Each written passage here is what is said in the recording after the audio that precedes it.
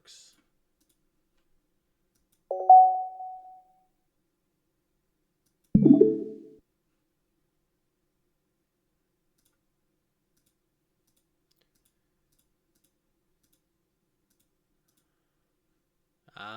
Come on.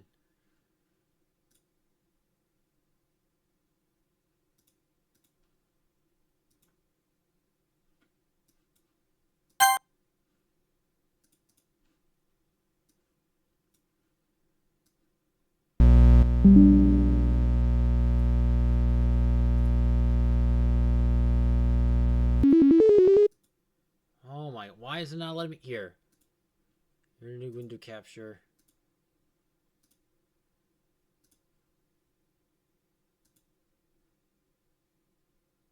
The egg.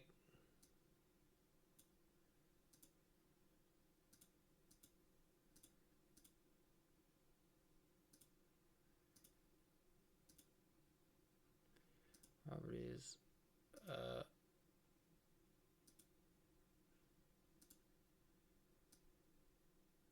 All right. Okay. Let me see. Oh, it works now. Thank you. All right. All right. Does it work now? Just tell me.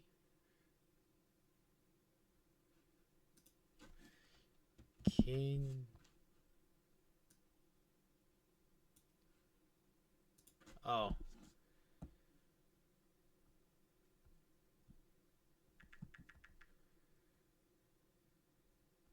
Here.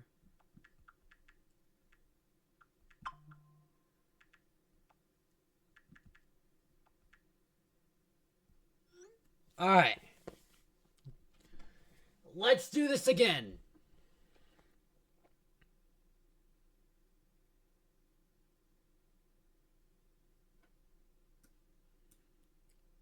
See if it works this time.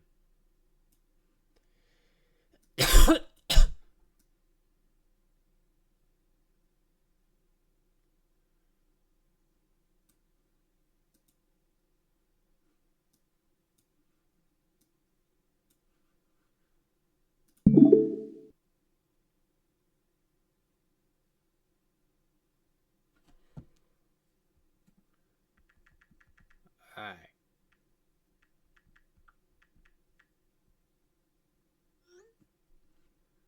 Okay. Will it work this time? All right. Sadness. Lazy. No,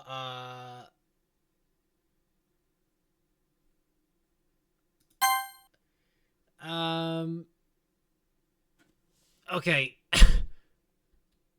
I don't know if I could turn down the game volume because the volume here is literally. Oh, hang on. There you go. See if it works. All right.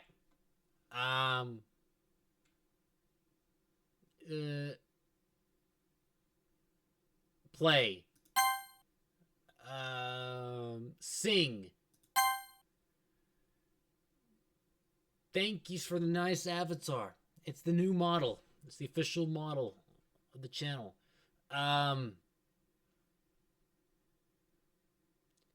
Jumpy. Shit. I'm trying to get the orange hair girl. Party. Games. Shoot.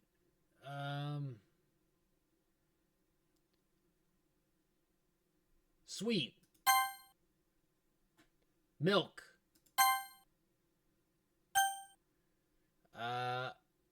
Strawberry. No, hang on. What I'm trying to do is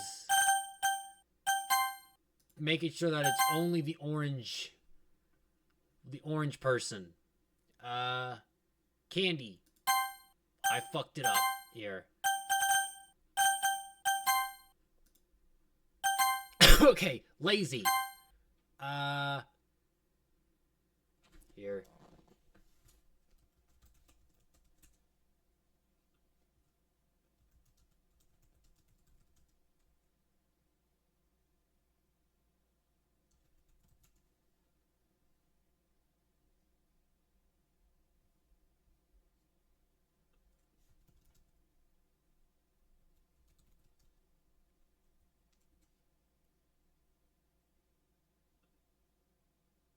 Um, let's see.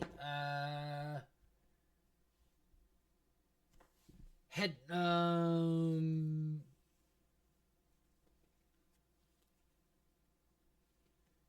Heart. You remember this game? This is my first time ever playing it. Um, Alone.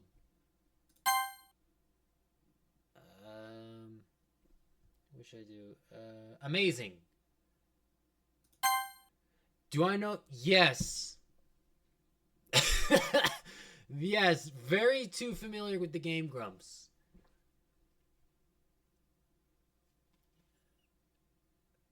This game, yeah, this game.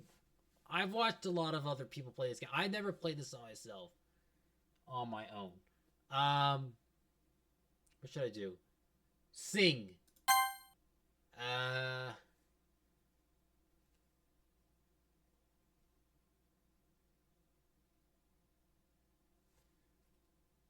Sunset. Special.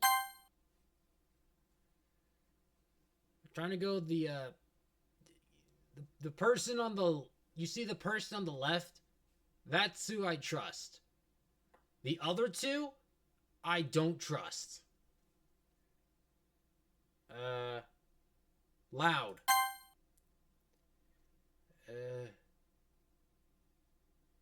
How about treasure?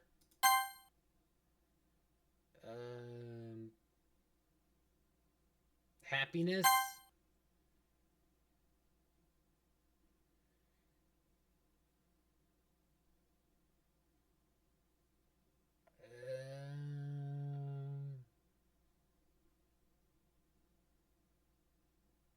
Memories.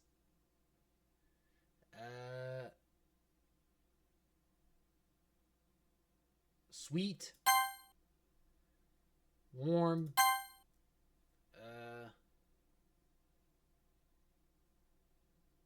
Embrace.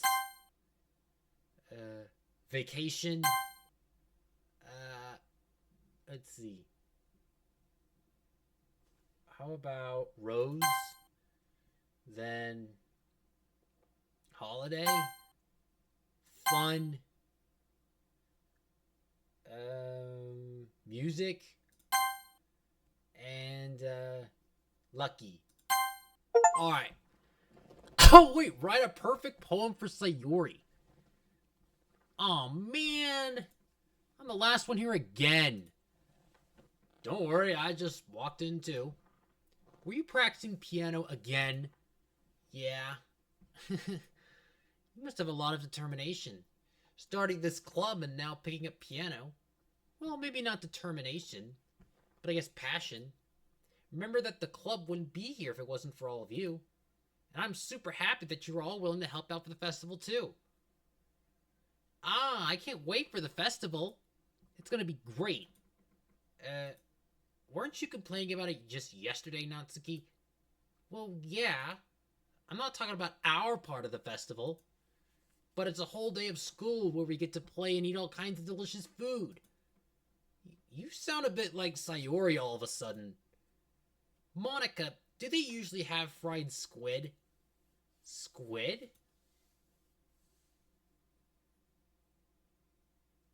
That's pretty specific thing to look forward to. Oh, come on. Are you saying you don't like squid? You of all people? I didn't say I don't like it. Besides, what do you mean by you of all people? Because it's right in your name. Monica. Eh? That's not how you say my name at all. Also, that joke makes no sense in translation. Huh? Never mind. Let's just focus on our own event for now, okay? Fine, fine. Your reactions aren't as fun as Yuri's or Sayori's anyway. Excuse me? Where is Sayori anyway? Oh, there you are! Sayori's sitting at a desk in the corner of the room, looking down at nothing. I walk over to her. Hey, Sayori! I wave my hand in front of her face. Eh? You're spacing out again. Sorry. Don't mind me. You can go talk to everyone else.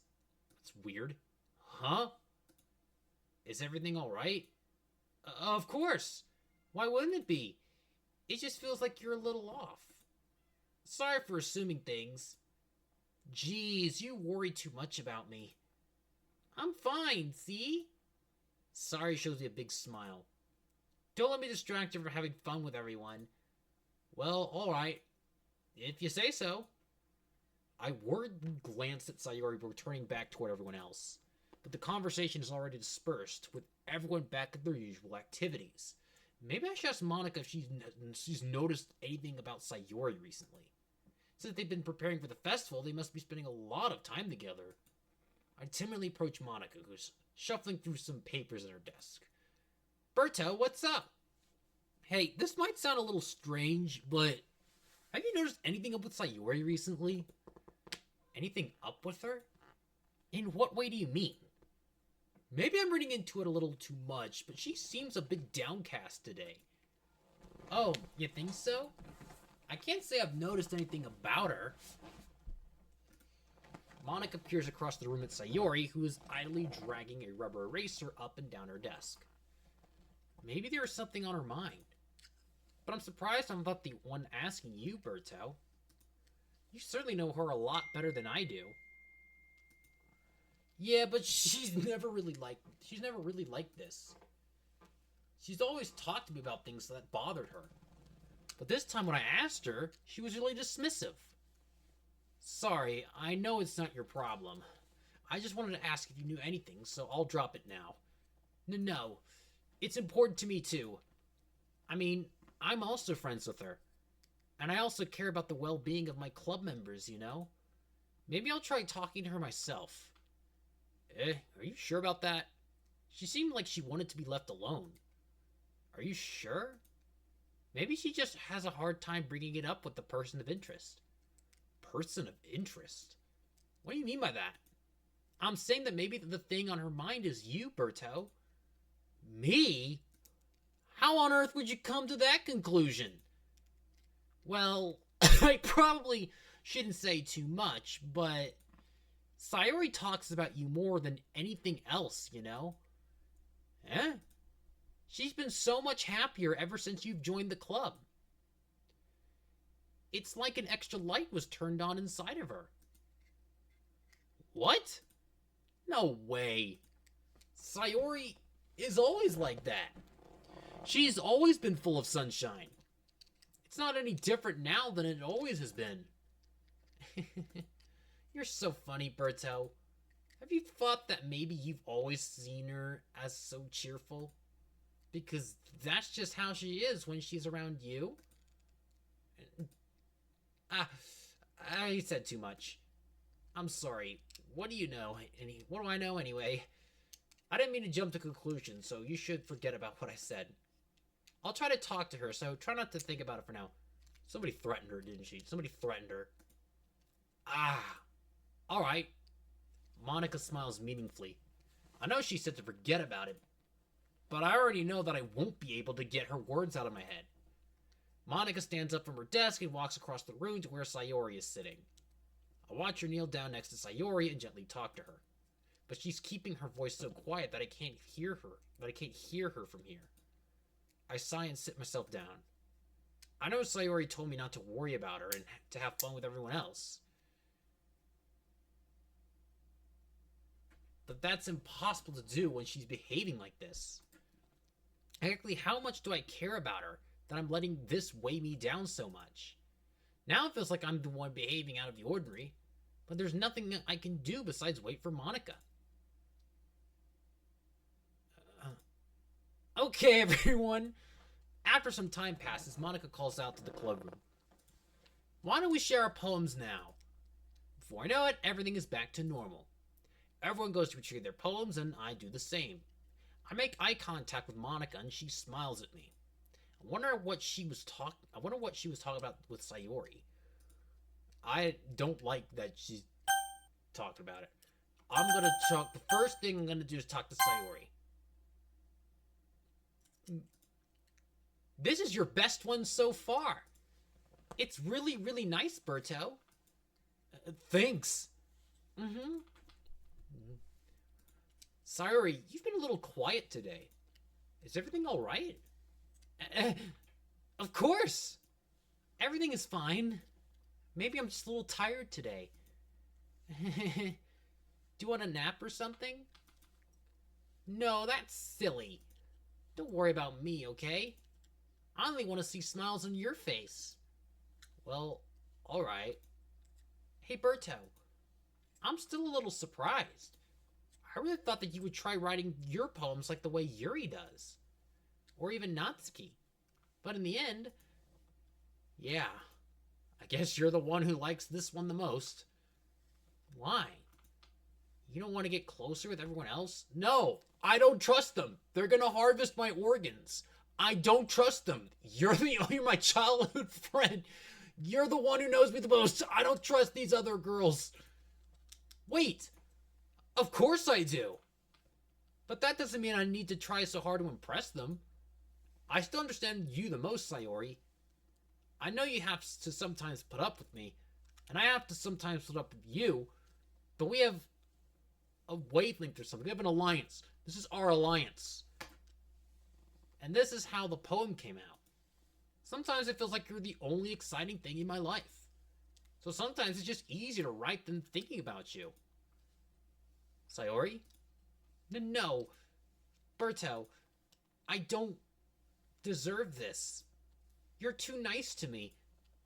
Why are you doing this? Sayori has trouble keeping her voice steady all of a sudden. If you had fun with everyone else instead, this would be so much easier. Sayori. I glance around the room to make sure nobody has noticed this. Sayori. I've probably never said this before, but I don't understand what you're feeling right now. Tell me what will cheer you up. Sayori shakes her head. She sniffles and keeps shaking her head. This is so weird. She was all up on me. Like, literally, the last 2 days. I've been hanging out with her and she's been so cheerful. And now this happens. Finally, she gathers herself and puts on a smile. It's nothing, Berto. It's just a little rain cloud. I'm sorry you had to see that. I promise it won't happen again. Just smiles from everyone, okay? That's all that matters. Go play with everyone else. I'm gonna go home a little bit early today. Sayori, tell Monica I wasn't feeling well, okay? I'll see you tomorrow. Before I can say anything else, Sayori cheerfully walks out of the classroom, humming to herself. You. Yeah. Oh, God. This one's alright. Alright? Well, yeah. About as good as yesterday's, anyway. I see what you're going for, but it's just not really my style. I mean, that's fine. I'm mostly just glad that you're trying a little bit. Well, of course I'm at least trying. Why are you so emotionally invested in my poems anyway? Isn't that more of a compliment to me? No, gross. It's not like I care. It's just that one of us in this club has to make sure you're not slacking off. Really? Well, what if you ended up just scaring me away? That's, it's not like you would actually do that. Yeah, you're right. It's kind of fun to hang out here, even if I had to put up with you. Gah! Natsuki's elbows connected with my stomach. Oh, maybe I won't mind scaring you away after all. I was just joking. Oh, I know. Don't worry, I was too. How How the hell do you call that a joke? That seriously hurt. Well, maybe it was funny to her. I don't like her. I know she's 18, so I can say it. I really don't like her. I don't like her personality. I don't like anything about her. That's just my thing. I guess that's kind of the point. I should really just watch my mouth around Natsuki. Anyway, Natsuki holds her poem out to me like nothing ever happened. I'll be your beach. Your mind is so full of troubles and fears that diminished your wonder over the years, but today I have a special place, a beach for us to go. A shore reaching beyond your sight, a sea that sparkles with brilliant light. The walls in your mind will melt away before the sunny glow. I'll be the beach that washes your worries away. I'll be the beach that you daydream about each day. I'll be the beach that makes your heart leap in a way you thought had left you long ago. Let's bury your heavy thoughts in a pile of sand, bathe in sunbeams, and hold my hand. Wash your insecurities in the salty sea and let you shine. Let's leave your memories in a footprint trail, set you free in my windy sail, and remember the reasons you're wonderful when you press your lips to mine. I'll be the beach that washes your worries away. I'll be the beach that you daydream about each day. I'll be the beach that makes your heart leap in a way thought had left you long ago. But if you let me by your side, your own beach, your own escape, you'll learn to love yourself again. Is that a song, or is she using ChatGPT? Yeah. I felt like I kept writing about negative things, so I wanted to write something with a nice message for once. Besides, the beach is awesome. Kind of hard to write anything negative about the beach. Well, there is sharks, there is drowning, and there also is water spouts, storms. There's all things like that. Stingrays, jellyfish. There's a bunch of things negative about the beach. The people as well. The naked people, the naked creeps that go onto the beach. Those are the things really negative about it. All right, I'll stop there. So you decided to write about the beach first, and then came up with the message later? Yeah, well, it's only because of what happened yesterday. I mean, after Yuri and I realized we kind of wrote about the same thing, she wanted to pick a topic and have us both write about it, or whatever. Ugh, you can really see her doing that, too. Make us write about a simple topic, then try to impress me by coming up with something all fancy. Well, it's not like I care. I just did it anyway. I mean, I guess mine ended up being kind of metaphorical, too. But there's nothing wrong with doing that once in a while. At the very least, it was good practice. Who should I throw to next? These two, I think, are villains. I actually think maybe the Natsuki's just a victim in all this. Hi, Berto. Have you thought about something you want to submit to perform at the festival? Well, being in this club is one thing, but performing in front of a bunch of people? I'll have to give it some more thought. Okay, no pressure. But whatever you do, I'm sure it'll turn out great. It would also make me happy to see. Anyway, let's take a look at today's poem. Sure. I'll let Monica take the poem I'm holding in my hands. It's kind of funny. How so? No, not the poem. I mean, it's funny how your poems and Sayori's poems have been getting more and more similar to each other every day. I'm surprised you're so in sync with her. Then again, you've been spending a lot of time together lately, haven't you? Well, she's my childhood friend. Before you guys came to the picture, I only met you guys for like 3 days. I guess you could say that. Although we kind of grew up as best friends, I haven't been seeing as much of her this past year. But since I joined the club, we've been spending a lot of time together again. I see. That reminds me. About how Sayori's been a little bit off today. Yeah, did she tell you something? Well, Berto, you haven't been flirting with her, have you? Of course not! That's my childhood friend! That is a line we don't ever cross. I've been treating her like I always do. Alright. You know what? I think you're behind all this. And I think you're I think the villain arc is resonating with you more than anyone else. Just making sure. I know how much you care about her. It would be terrible if something bad happened to her, so keep an eye on her. Yeah, she's basically telling on herself. Because I didn't mention anything bad happened to her. Sayori's been acting so much happier ever since you joined the club. What could have happened all of a sudden? You probably blackmailed her. I don't know. This I don't trust. I do not trust her. I'm sorry. I don't trust her. Well, never mind.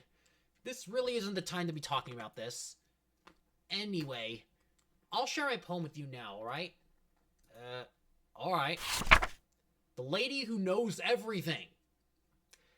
An old tale tells of a lady who wanders Earth. The lady who knows everything. A beautiful lady who has found every answer, all meaning, all purpose, and all that was ever sought. And here I am, a feather, lost adrift the sky, victim of the currents of the wind. Day after day I search with little hope, knowing legends don't exist. But when all else has failed me, when all others have turned away, the legend is all that remains, the last dim star glimmering in the twilight sky. Until one day, the wind ceases to blow. I fall, and I fall, and fall, and fall even more, gentle as a feather, a dry quill, expressionless. But a hand catches me between the thumb and forefinger, the hand of a beautiful lady. I look at her eyes and find no end to her gaze. The lady who knows everything knows what I am thinking. Before I can speak, she responds in a hollow voice. I have found every answer, all of which amount to nothing. There is no meaning, there is no purpose, and we seek only the impossible. I am not your legend. Your legend does not exist.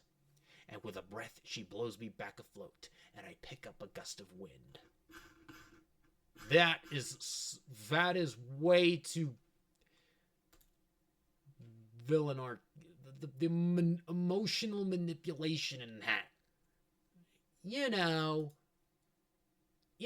I feel like learning and looking for answers are the sorts of things that give life meaning. Not to get too philosophical or anything, but it was kind of on my mind, so that's what I wrote about. I see. I never really put much thought into it. In a way, it's almost paradoxical. Because if we had all the answers, wouldn't the world start to lose its meaning? There's one thing I noticed. It seems like everyone in the club prefers writing about things that are more sad than happy. Are you surprised? I mean, if everything was okay, we wouldn't really have anything to write about, would we? Humans are two-dimensional creatures. I think you'd know that better than anyone. Well, I'm the two-dimensional VTuber online, so I think you got the wrong person. You mean one-dimensional? Ah, yeah, that. Anyway, here's Monica's writing tip of the day. Are you ever too shy to share your writing because you're afraid it's not that good? It can be really disheartening to get a lukewarm response to something you put so much into. But if you find other people enjoy writing, then sharing becomes a lot easier. Because instead of just telling you that your writing is good or okay or bad, they'll want to focus more on everything that went into it and the things you can work on. It's much more encouraging that way, and it will make you want to continue improving. It's almost like having your own little literature club, don't you think? That's my advice for today. Thanks for listening. Alright. This is the person I'm scared of. She legit gives me, the creeps. She gives me, serial killer vibes. Yeah, she's scary. If you've watched it, don't spoil it, because I've never seen it actually play out in real life. I just know people play this game, and I just know it from memes, but I don't know what actually happened. Decided to try something different today? I guess so. Is that good or bad? Well, neither. I have my preferences, but it would be unfair of me to call something good or bad based on that. As always, I believe what's most important is exploring and discovering yourself. That's comforting. I'm kind of afraid of disappointing you in some way or another. Eh? Why me? Well, you're always sophisticated with your writing and have the most advice to share. Is that so? Yuri thinks for a good minute. That must be terrible. Eh? For me to have become someone whose opinion is fearsome? How unlikable of me. How unlikable of me. Yuri, it's not as bad as you're making it sound in your head. I just meant that I respect your opinion. I see. I'm sorry that I always overthink and come to those sort of conclusions. I'm just a little too used to it. Overthinking? Being disliked. Yuri? What am I saying? I'm sorry, I didn't mean to bring that up. Let's move on. Alright. Do you want to share a poem now? Okay. Here. Beach. Oh, another beach one. Oh yeah, because they did the whole thing. A marvel millions of years in the making, where the womb of Earth elastically meets the surface, under a clear blue sky, an expanse of bliss, but beneath gray ceiling clouds, an endless enigma. The easiest world to get lost in is one where everything can be found. One can only build a sandcastle where the sand is wet, but where the sand is wet, the tide comes. Will it gently lick at your foundations till you give in? Or will a sudden wave send you crashing down in the blink of an eye? Either way, the outcome is the same, yet we still build sandcastles. I stand where the foam wraps around my ankles, where my toes squish into the sand. The salty air is therapeutic. The breeze is gentle, yet powerful. I sink my toes into the ultimate boundary line, tempted by the foamy tendrils. Turn back, and I abandon my peace to erode at the shore.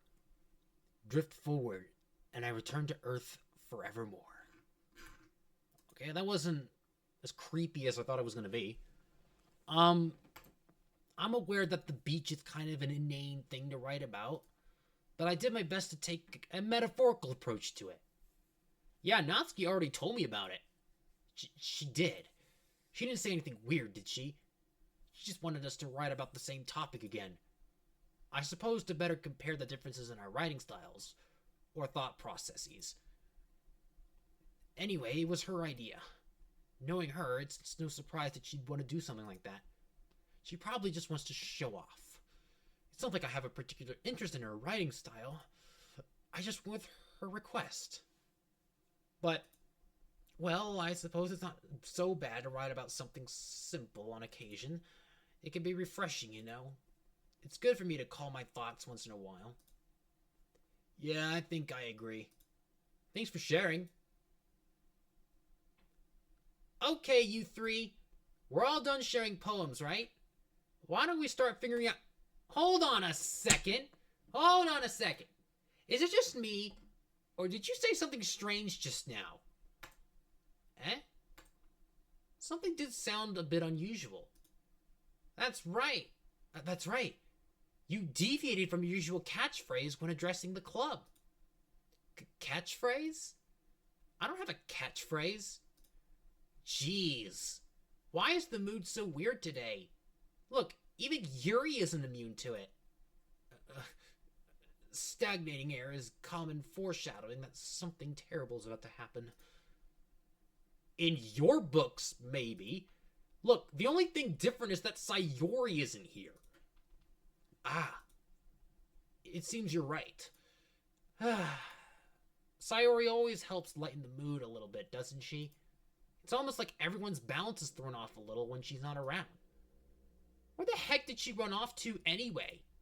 I thought she just went to pee. Natsuki, please show some decency. Oh, come on! She actually wasn't feeling too well and went home early. Yeah, that's totally what happened. She totally wasn't gaslit. Is that so? I hope she's alright. Seriously? Of all the times to not go home with her, you picked the time she's not feeling well? So much for you two being all lovey-dovey. Hey! No! First of all, stop misunderstanding my friendship with Sayori. And second, she's kind of been avoiding me today, so I didn't want to force it. Huh? That curious expression coming from Yuri of all people? Calm down, guys.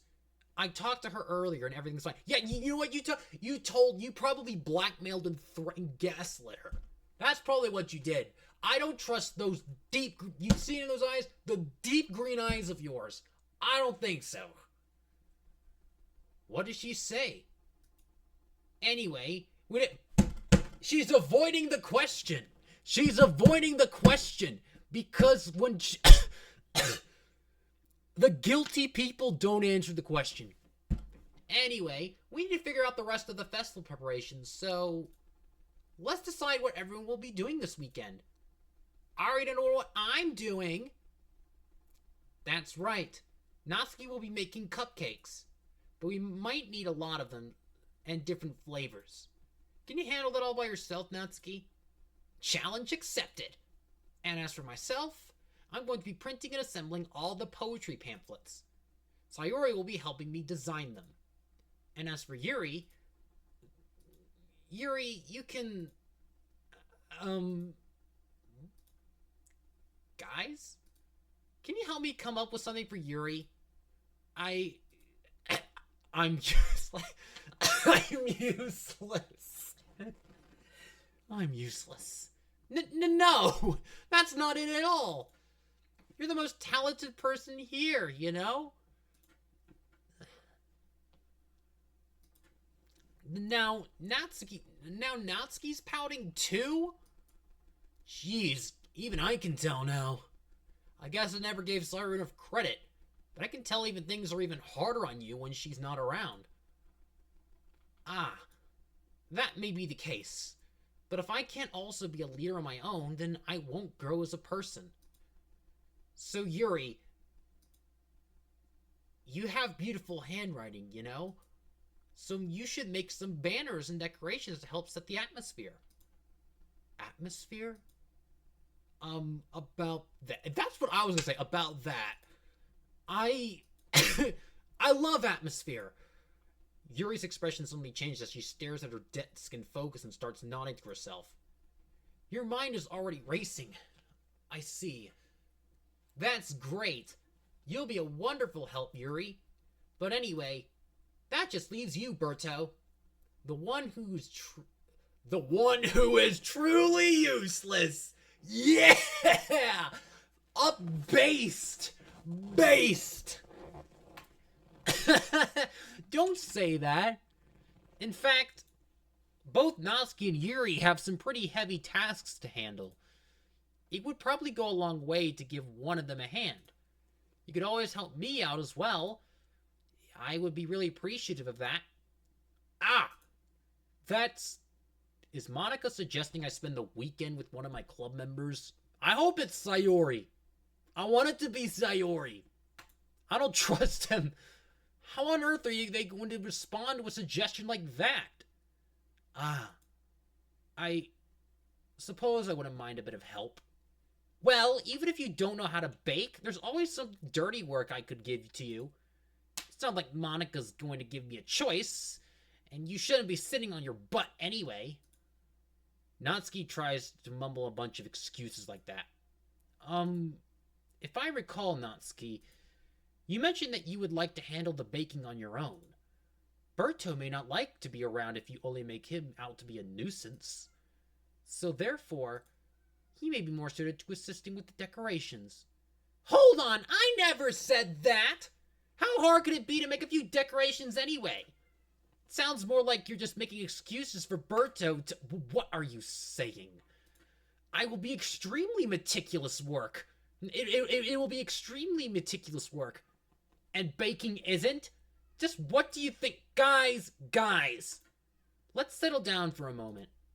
In the end, I think it's up to Berto to decide how he'd like to contribute. Besides, he hasn't really gotten the chance to spend any time with me yet, you know. So I'm sure he's interested in... You literally just said I'm surprised as well. Sorry. I was just saying, though. Jeez. Can we just settle this already? Yeah. Berto, you're okay with this, right? In the end, it's up to you. Ah, of course. Very well. In that case, everyone looks straight at me. But of course, I'm going with Sayori. Sayori, please. I mean, please. If it's going to be anyone, then I prefer helping Sayori. I mean, we're already neighbors, but Monica said that Sayori was helping her. Jeez. Do you really hate us that much? Yes. Yes, I do. I hate all three of you that much. Because I feel like you guys are trying to kill me. No. I mean, yes, I really do. I really do. I really freaking do. I really hate you guys. I really don't trust you guys with my life at all. Sorry, I didn't mean for this to be difficult. Just think of the club, okay? Ah, crap. All right. Chat? Who's the least? Who is the least likely to kill me? The least likely to harvest my organs? Oh, man.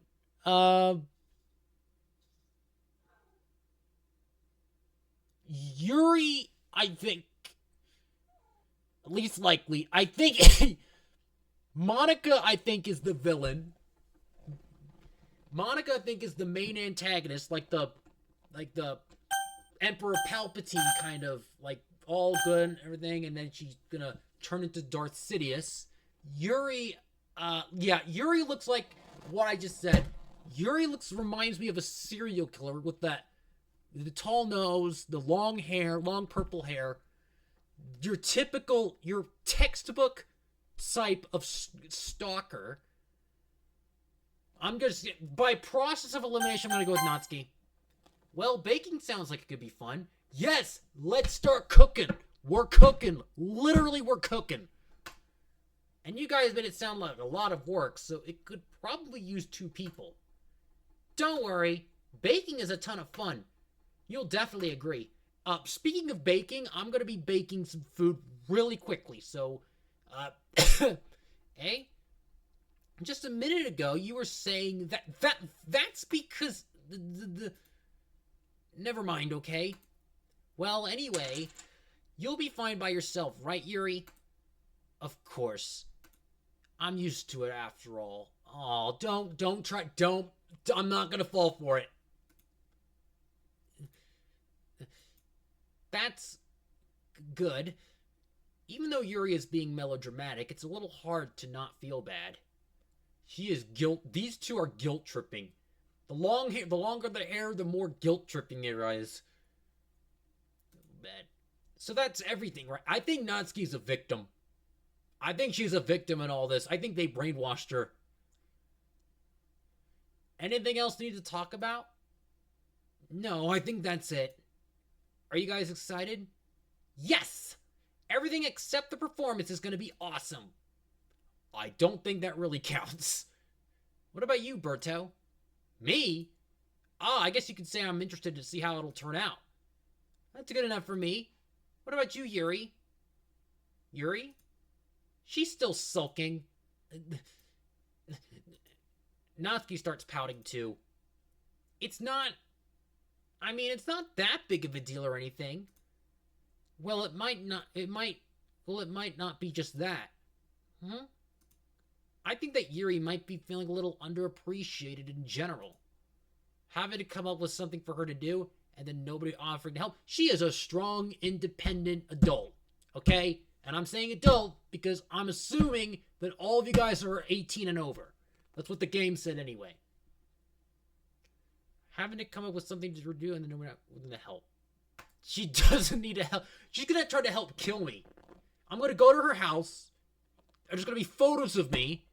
And then she's going to try to harvest my organs. That doesn't mean... Natsuki glances back and forth between everyone with a worried expression. Look! Natsuki goes over and puts her hands down on Yuri's shoulders. or up with them. Yuri, you really are the most talented one here. And you're going to help make the event a lot more fun and welcoming. I mean, the cupcakes will probably help a lot too, but you're going to make the atmosphere special. That'll really be important for the way that people feel during the performances. So, you need to stop being dumb and give yourself a little more credit. Natsuki releases her hand and turns around and faces the other direction. You didn't really mean that, did you? Not really, but Yuri isn't the only one surprised. Monica and I are also taken aback by Natsuki's words. Natsuki, of all people, to be saying such encouraging things. But I begin to understand. Natsuki was trying to sound like Sayori. She's trying to get me away from them. She's trying to help me. Come on, she's trying to help me. Even if it didn't work perfectly, I can tell that she tried to say something Sayori would say at a time like this. Because Sayori always helps everyone smile and feel good about themselves. I'm sorry for being dumb. No, you're not. I'm going to do my best. And all of us are going to make it a really great event. Yeah! Yeah!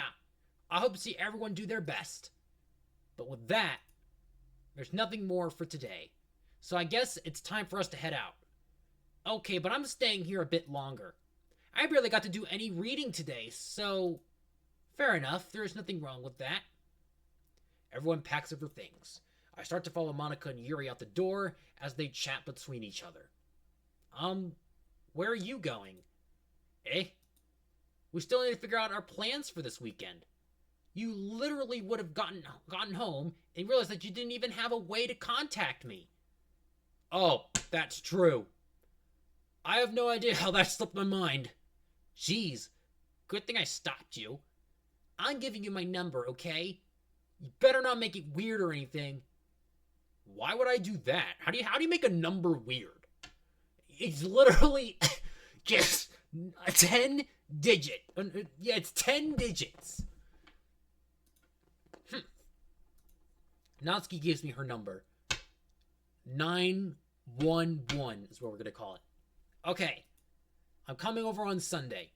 I'll bring all the ingredients. Wait, you're coming to my house? Well, yeah. What's wrong with that? I mean, I just figured that since I'm the one helping, I would be going to your house. Yeah, right. Like, I could have a guy over in my house. My dad would kill me. Really? That's kind of strict if you ask me. Yeah, how do you think I feel? I can't do anything when my dad is home. I'm just gonna leave that for something else. Anyway, I just needed to complain for a second. We have each other's numbers now. That's all I needed from you. I guess I'll text you when I'm coming over. Alright, fine by me. Yeah? I'm really gonna show you why I love baking so much. So you'd better look forward to it. Oh? Didn't you say you were just going to give me the dirty work? Well, I was just saying that. It's not like I could act like in front of everyone that I was looking forward to this. Wait, really? Well, kind of. Just because I never got to bake with someone else before. That's all it is, so. Alright, I get it. Sorry for overreacting. Anyway, I'll be heading out now. See you on Sunday. Never mind. I can't believe this. I'm gonna save. Alright. I can't believe this. Natsuki is going to be coming to my house on Sunday? Even though I would have preferred to do this with Sayori, my anxiety still shoots through the roof. I guess I've gotten pretty used to handling her at this point. But who knows what might end up happening when we're outside of school. She even told me she was looking forward to it. I shake my head. Why do I feel nervous that Sayori finds out about this? It's not like we feel that way about each other. Besides, like Monica said, this is about the club. I have nothing to worry about. If I just go with it, then I'll have a good time. I sincerely hope. That's nothing about it. It's already Sunday. I'm beginning increasingly anxious about Natsuki's upcoming visit. I keep telling myself there's no reason to be nervous, but it doesn't help much. I wonder if she'll act any different than when it's just the two of us. Meanwhile, she's been texting me a lot. We sent each other one after exchanging numbers to double check, but it turned into a conversation. She's almost a different personality on the phone, using tons of emoji and cute language. She also really likes complaining about things, but I kind of saw that one coming. But putting Natsuki aside, I haven't heard a thing from Sayori since she left the club early the other day. It's not like we text each other all the time or anything, but I've been worried about her in the back of my mind. Between what Sayori said and what Monica said, is it really okay for me to put Sayori's feelings aside when she might need me?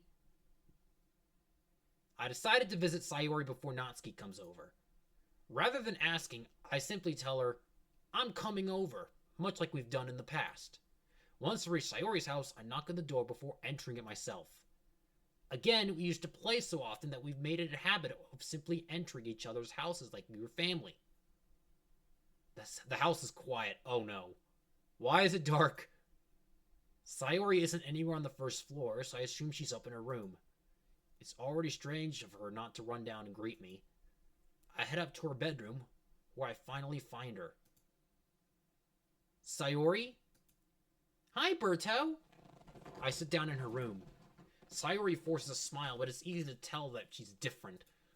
There's a minute of silence between us. You haven't come over like this in a long time, have you? Ah, I guess you're right. It has been a long time. Not much has really changed, has it? Sayori's room is as messy as it's always been. I also recognize the same stuffed animals and wall decorations that she's had for years now. If you came over more often, it wouldn't be such a mess. That's because I end up cleaning it for you. How come you suddenly wanted to come over today? Aren't you supposed to see Natsuki today? Yeah, but wait a minute. How does she know? How does she know? She wasn't there. Wait, how did you know that? How did you know that? Sayori had already left by the time we decided the last meeting. Monica told me. It's only natural for her to keep me informed about the festival preparations, right? Ah, that's true. I didn't think of that. I actually genuinely didn't think of that. But what about you? Aren't you going to be helping Monica today? Of course. But I'm just helping her online. We didn't plan to meet up or anything. Why can't I just bake online? Ah, so it's just me and Natsuki then. Yep. There's more silence between us. Sayori stares in a random direction. Everything about her behavior is really uncharacteristic. I finally get to the point. I just wanted to see how you were doing. After you left on Friday. When something's wrong, you can't hide it from me. I know you too well. So, Sayori smiles, shaking her head. That's no good, Berto. Eh? Why can't it just be like it's always been? This is all my fault. If I didn't get so weak and accidentally express my feelings, if I didn't make that stupid mistake, then you wouldn't have been worried about me at all. You wouldn't have come here. You wouldn't even been thinking about me right now. But this is just my punishment, isn't it? I'm getting punished for being so selfish. I think that's why the world decided to have you come over today. It just wants to torture me. Sayori. I grab Sayori by the shoulders.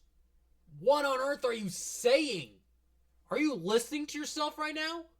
I know something happened to you. There's no other explanation for you to be like this. So tell me already. Until I know, I won't be able to stop thinking about it. Ah. Sayori gives me an empty smile. You really put me in a trap, Berto. But you're wrong. Nothing happened to me. I've always been like this. You're just seeing it for the first time. Seeing what? What are you talking about, Sayori? You're really just going to make me say it, aren't you, Berto? I guess I have no choice this time. The thing is, I've had really bad depression my whole life. Ooh. Did you know that? Why do you think I'm late to school every day? Because most days I can't even find a reason to get out of bed. What reason is there to do anything when I fully know how worthless I am? I want to touch you through the screen and pat your head so bad you have no idea. Why go to school? Why eat? Why make friends? Why make other people put their energy and caring to waste by having them spend it on me? That's what it feels like. And that's why I just want to make everyone happy. Without anyone worrying about me. I'm in shock. I can't even figure out how to respond. How is it possible that Sayori kept this from me the entire time that I've known her? Did she really want so badly for me to just not think about her? Why, Sayori? Eh? Why is it that you never told me about this? It almost feels like I've been betrayed as your close friend. Because if I knew, I would have done everything I could to support you. Even if there's only so much that I could do. I would have tried a little bit harder to make every day a little better for you. That's why I'm your friend. All you had to do was tell me. You don't understand at all, Berto. Why do you think I didn't tell you? Because if I told you, then you would have to waste effort caring about me instead of doing important things. I don't want to be cared about. It's bittersweet when people try to care about me. It feels nice sometimes, but it also feels like a bat being swung against my head. That's why I wanted so badly for you to make friends with everyone else. Helping everyone be happy together is the best thing for me. But then, I discovered something else too. Seeing you make friends and get closer with everyone in the club, it feels like a spear going through my heart. So that's why I decided the world just wants to torture me. Every path leads to nothing but hurt. You're right. You're right that I don't understand. I don't understand your feelings at all, Sayori. But I don't need to understand. Whatever it takes for me to help you stop hurting, that's what I'll do. No, Berto. There's nothing. Nothing at all. The only thing that could have helped is if everything could be like it always was. But I was selfish. I finally showed you what a horrible person I am. When did that happen? When did any of that happen? Tears streaked down Sayori's face. I made you join the literature club because I was selfish. And I was punished by my heart's hurting in a way that I couldn't understand. And now you came here and I made you hurt too. Oh my, no, please. Don't. Everything's gonna be fine. Listen, everything's gonna be fine. I'm just weak and selfish. That's all I am. And that's why I'm going to accept these punishments. Because I deserve every last one. Without thinking, I once again grab Sayori's shoulders. This time I pull her into a tight embrace. Berto! Sayori, I don't care if you feel selfish. I'm really happy that you convinced me to join the club. Seeing you every day makes it worthwhile enough. If I make friends with everyone else, then that's just a bonus. But please never underestimate how much I care about you. I wouldn't have it any other way. Berto. Sayori isn't hugging me back. Despite my arms being wrapped around her, Sayori's arms remain at her sides. She starts sobbing next to my ear. No. Don't do this to me. Please don't do this. Berto. Sayori barely managed to speak between her sobs.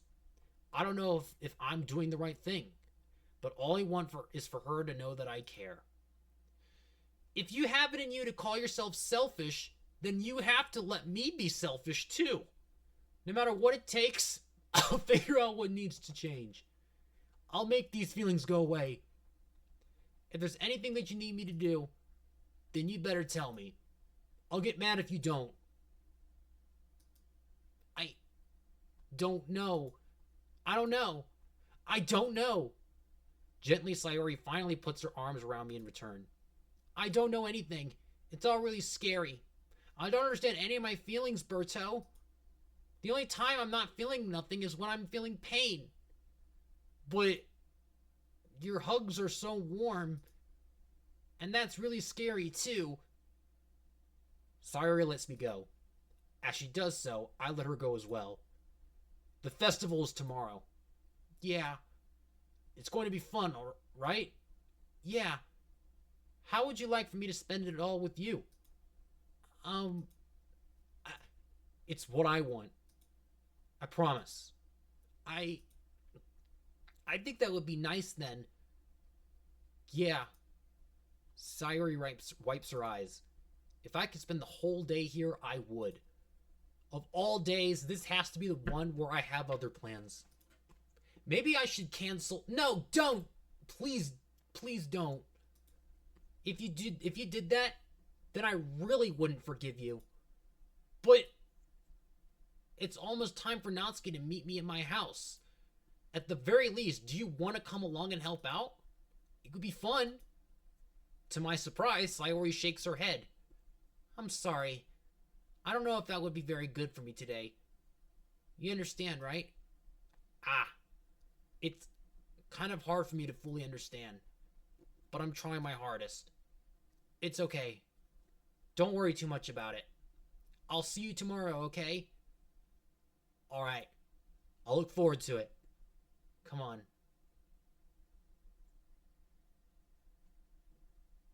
I say goodbye to Sayori and exit her house.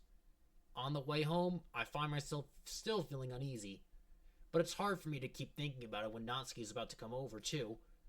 I think Sayori's right. I shouldn't be worrying too much. And you're definitely going to have a great time tomorrow. I should just focus on what's ahead of me. I spend only a few minutes back home, anxiously waiting Natsuki's arrival. Before I know it, she texts me to let me know she's outside the front door. Without delay, I open the front door to let her in. Oh, okay, she's looking normal, semi-normal. Sup? Hey. I don't know what I was expecting, but seeing Natsuki in something other than her school uniform totally threw me off. Seeing her in such cute clothes makes the uniform seem totally unfitting in comparison. Jeez, don't make it feel so awkward already. Oh, it's like,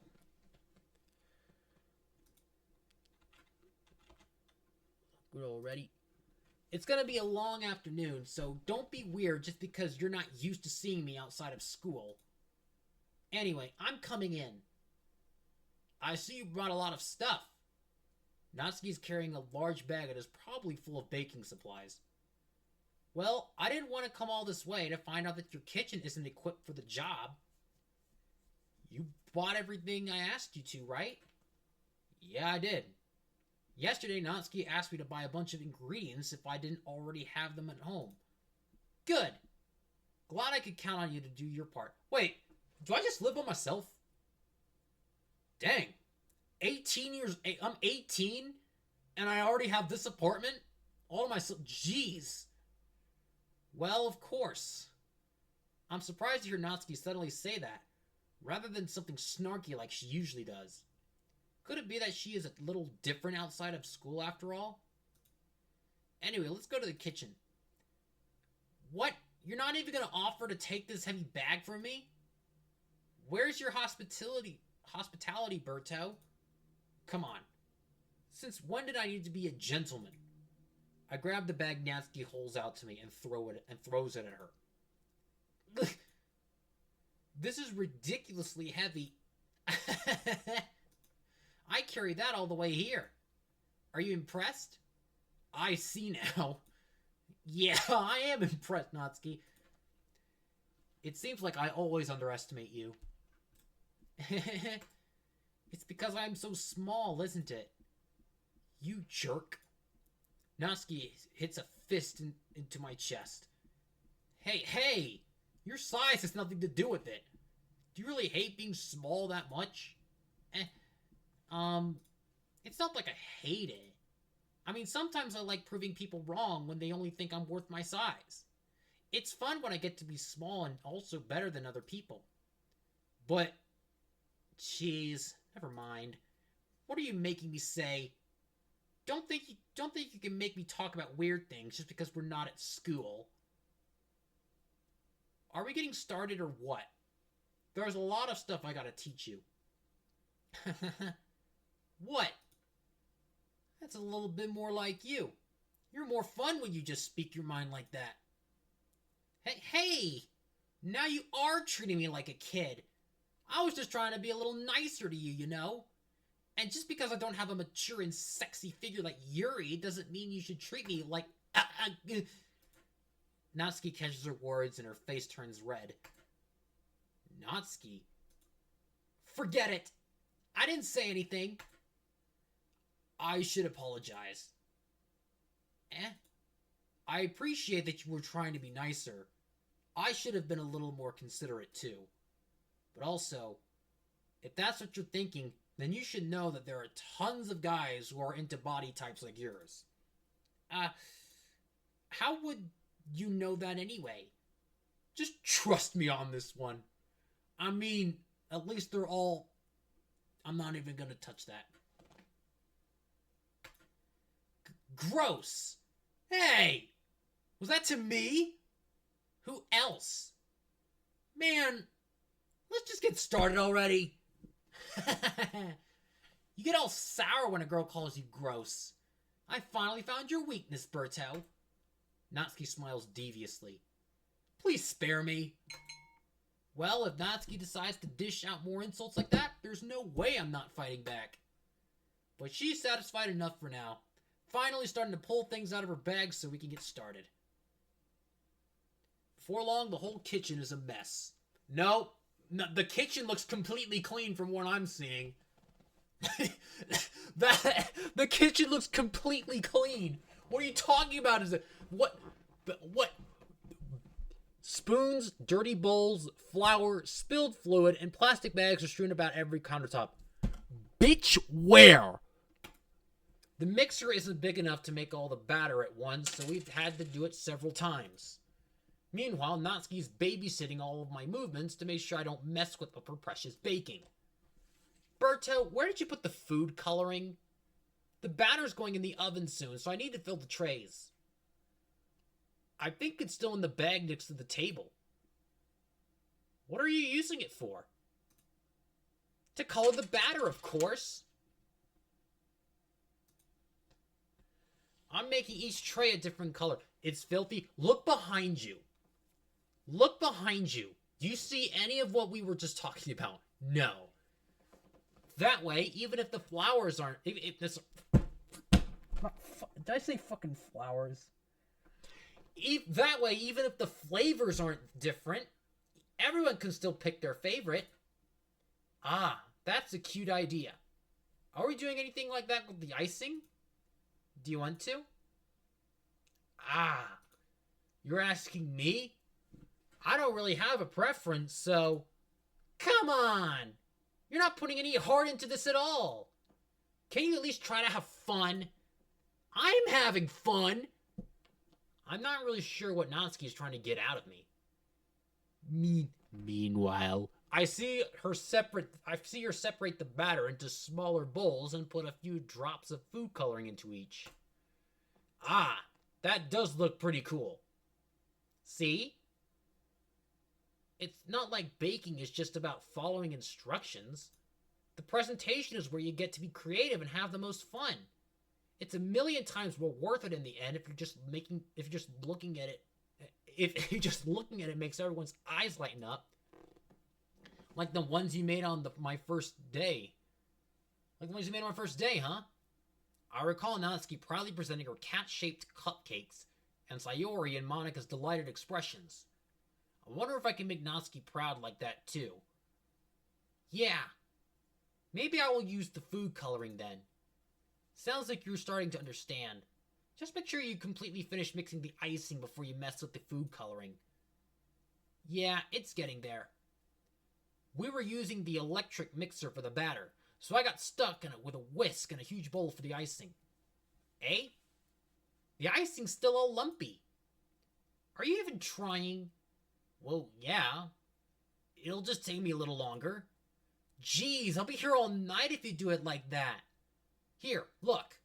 Natsuki grabs the whisk from me and uses her other hand to tilt the bowl back.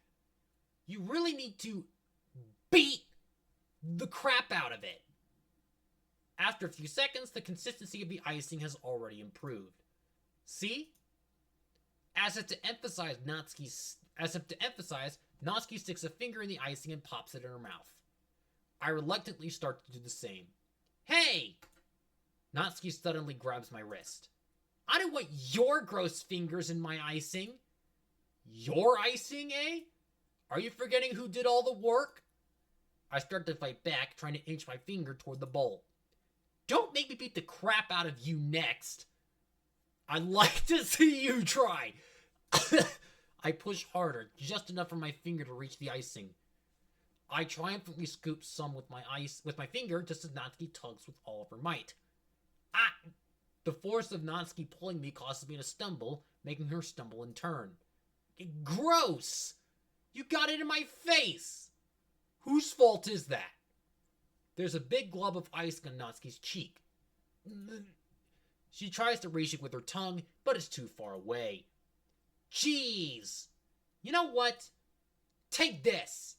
Natsuki instead wipes it off with her finger before shoving her finger toward my own face. You wish I'm faster. I grab her wrist with my hand before it reaches my face.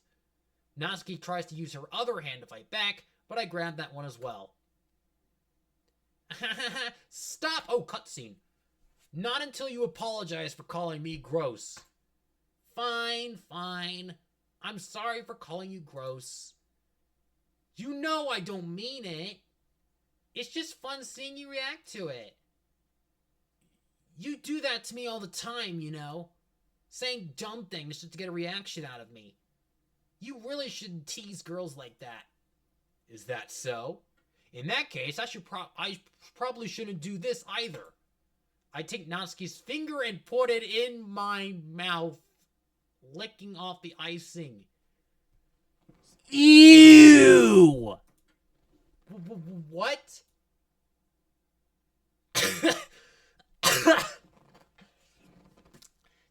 Did you seriously just... Natsuki is so surprised that she can't even figure out how to get mad at me. Her face is entirely red. Berto, you really shouldn't do that kind of thing to girls. Unless you really like them. You know that, right?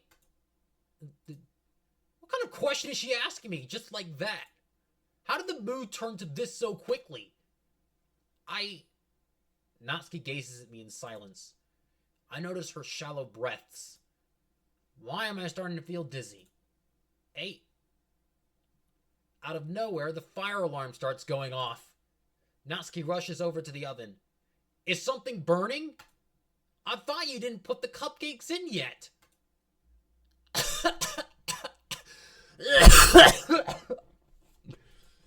No wonder. You left a dirty tray in here, dummy. How could you make a mistake like that? You should have checked before turning the oven on. Don't blame me for your mistakes. Jeez. Natsuki uses an oven mitt to grab the blackened tray out of the oven. She sets it on top of the stove. In another moment, the fire alarm stops. Anyway, I'm putting them in the oven now. Yeah. The tension from the moment before still lingers over our heads, but the moment has already been lost. I watch as Natsuki slides the cupcake trays into the oven. Then I reluctantly pick up the whisk and continue with the icing, like nothing ever happened.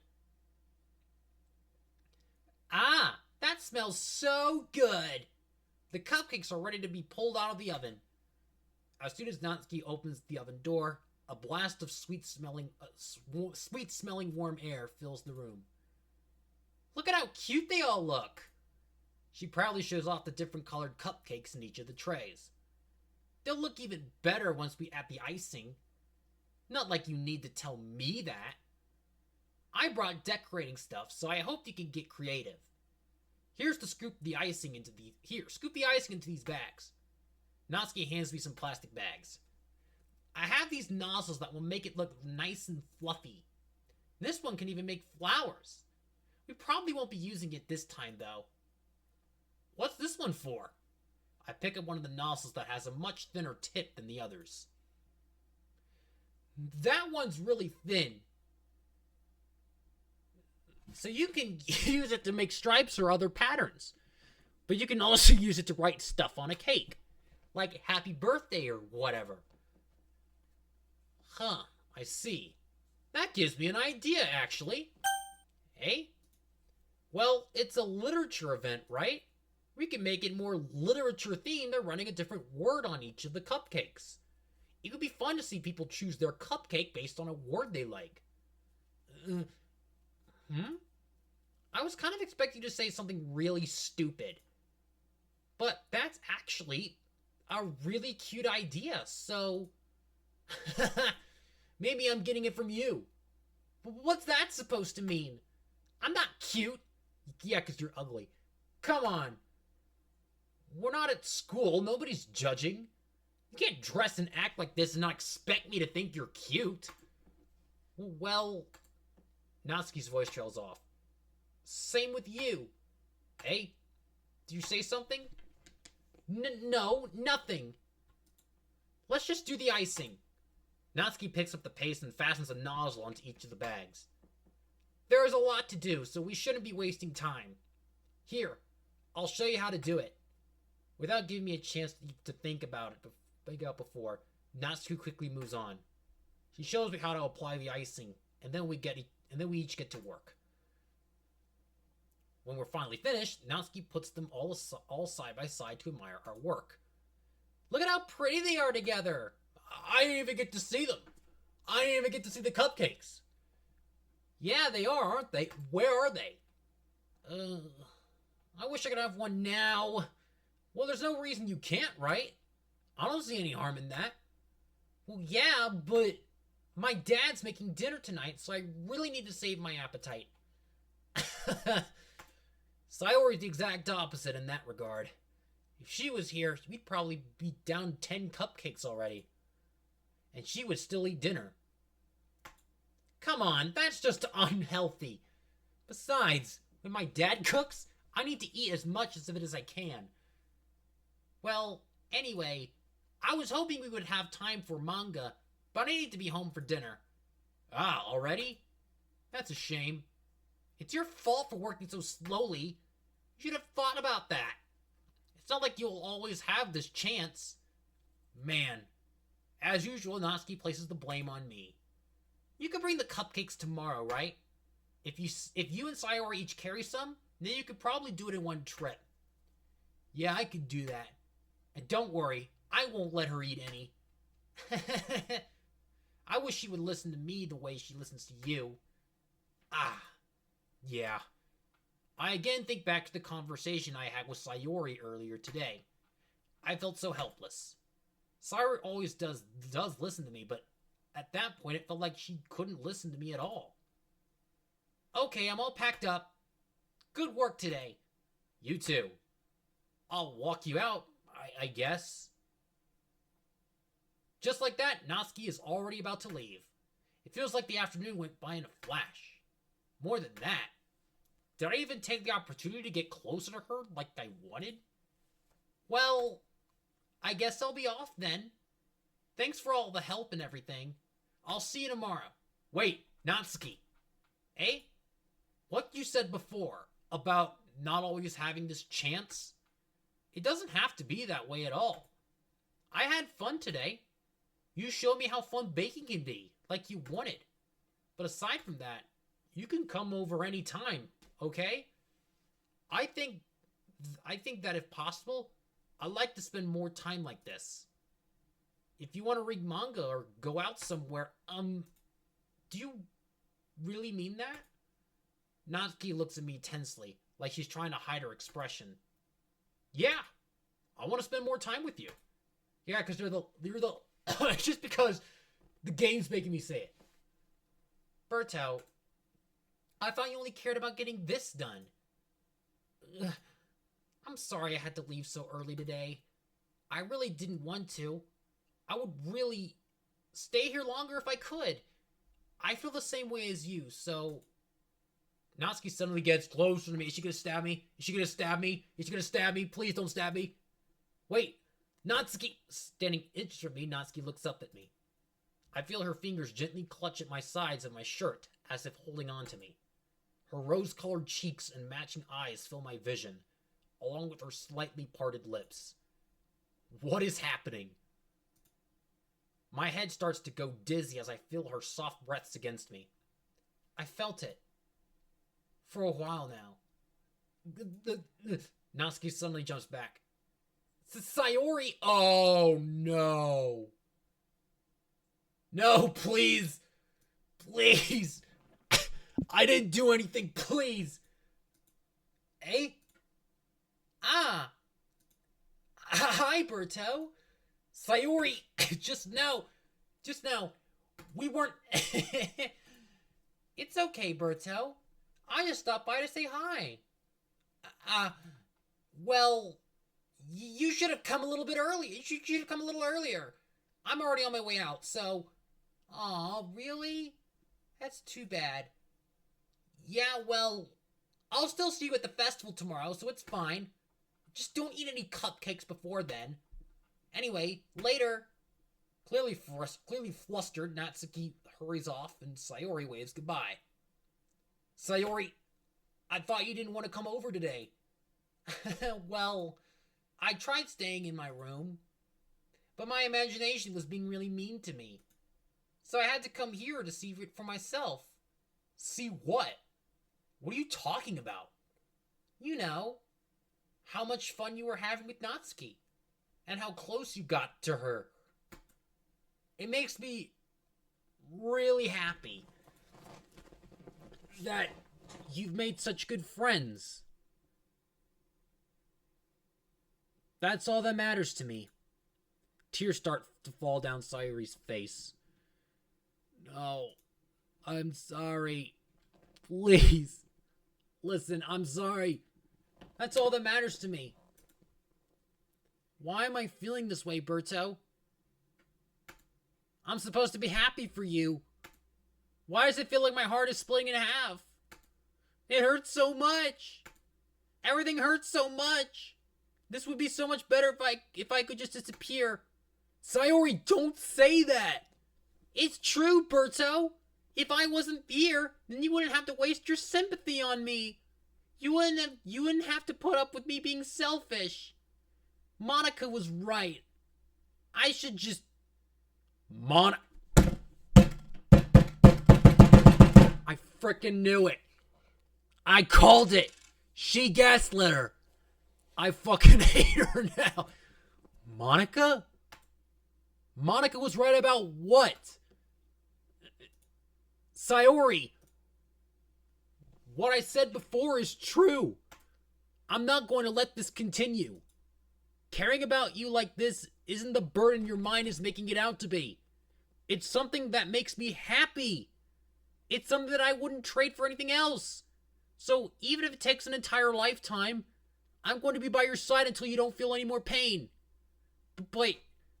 Sayori looks away. I put a hand on her shoulder to reassure her. I'm scared, Berto. I'm really scared. What are you scared of, Sayori? I'm scared that I might like you more than you like me. Sayori? It's true, isn't it? I was weak and started to like you too much. I did this to myself. Berto, I like you so much that I want to die. That's how I feel. and that's enough, Sayori. I don't want you to hurt anymore. I slide my hand down Sayori's arm and squeeze her hand in my own. Do you remember how I said I always know what's best for you? Do you still believe me? Wordless, Sayori nods. Even if you don't understand all of your own feelings, I know what you need the most right now. And that's what I'm going to give to you. Oh, God. Oh, no. No. Oh, God. What do I pick? Oh no. Oh shoot. What do I say? Oh no. Oh god. I'm not asking you. I'm not asking. I don't know.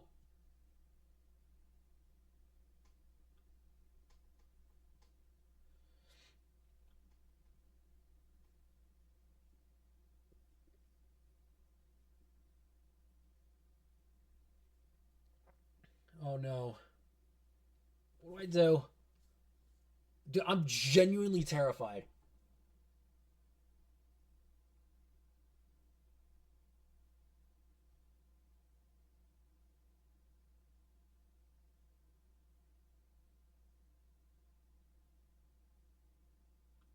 I love you. I no, I think I love you. I love you. That could mean as a friend. Eh? Those are my true feelings. So, there's no way you could like me more than I like you. I should have realized it sooner. But spending time with everyone at the club, making new friends, and having fun with you every day, it helped me realize that you are truly the most important person to me. That's why I'll accept any of your burdens. As long as we continue like this every day, with you by my side, then I'll know we'll both be happy. Berto. Suddenly, Sayori wraps her arms tightly around me. Berto, is this really okay? Yeah. I held Sayori in my arms and pulled her closer. You'll never have to let go of me again. I love you, Berto. I want to be with you forever. Me too. I feel Sayori's grip around me weaken a little bit. What is this? Sayori? I'm supposed to be happy right now. I always thought this would be the happiest moment for me. But why? Even now, why won't the rain clouds go away? They're not going away at all, Berto. It's okay, Sayori. It might take some time for things to get better again. But no matter how long it takes, I'll be there every step of the way. That's all that matters right now. Okay. I trust you. Sayori and I slowly release each other. So, I guess that makes the festival tomorrow our first date, huh? What are you saying? I don't want to think about those things, you know? I want everything to be the same as it always has been. Oh no. Even if we really are a couple. I don't know if I could handle anything more right now. It's really new and scary to me. I understand. We'll go at whatever pace suits you best. Hey, Berto. Sawyer gazes at me once again, smiling sadly. Even if I get really, really sad, this is the best thing for me. Right? Hey, I don't really understand what Sayori means by that. Are you saying that this is making you feel sad, Sayori? I don't know. I don't understand what I'm feeling. It felt like a bunch of thorns when you told me you love me. But that's why I want to trust you. You know what's best for me. Yeah, I do. That's my promise. I think I fucked up. I think I fucked up. I think I done fucked up. I say that, but in reality, I've never felt more uncertain when it comes to Sayori. I know that I love her and she loves me, but I'm having as much trouble understanding Sayori's feelings as she is. Even though I can comfort her, I keep wondering if I could be doing something different. I know these thoughts will continue to plague me until things are back to the way they were. Is that what Sayori meant by not wanting anything to change? I don't know. But I know that I'll give it everything I've got. Sayori is the most important person to me, and I'll do whatever it takes to have a happy future with her. It's the day of the festival.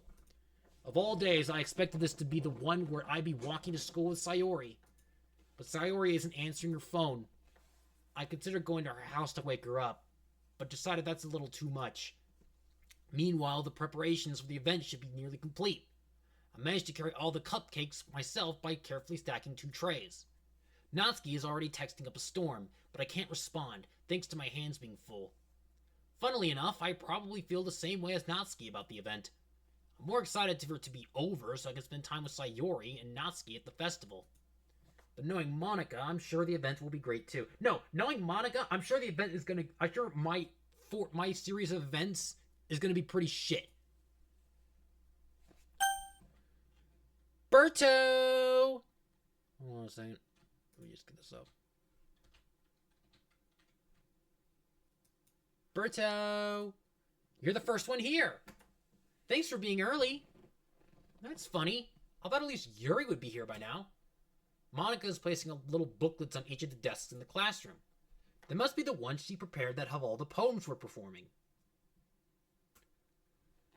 In the end, I found a random poem online that I thought Monika would like and submitted it. So that's the one I'll be performing. I'm surprised you didn't bring Sayori with you. Yeah, she overslept again. That dummy. Don't call her that, not now. You'd think that on days this important, she'd try a little harder. I say that, but I suddenly remember what Sayori told me yesterday. And I suddenly feel awful, knowing it's not nearly that simple for her. I only said it because it's the way I'm used to thinking. But maybe I should have gone to wake her up after all. You should take a little responsibility for her, Berto. I mean, especially after your exchange with her yesterday. You kind of left her hanging this morning, you know? Exchange? Monika, you know about that? Of course I do. I'm the club president after all. No, you are the fucking villain. You are worse than evil. But, I stammer, embarrassed. Did Sayori really tell her about it that quickly? That we're a couple now?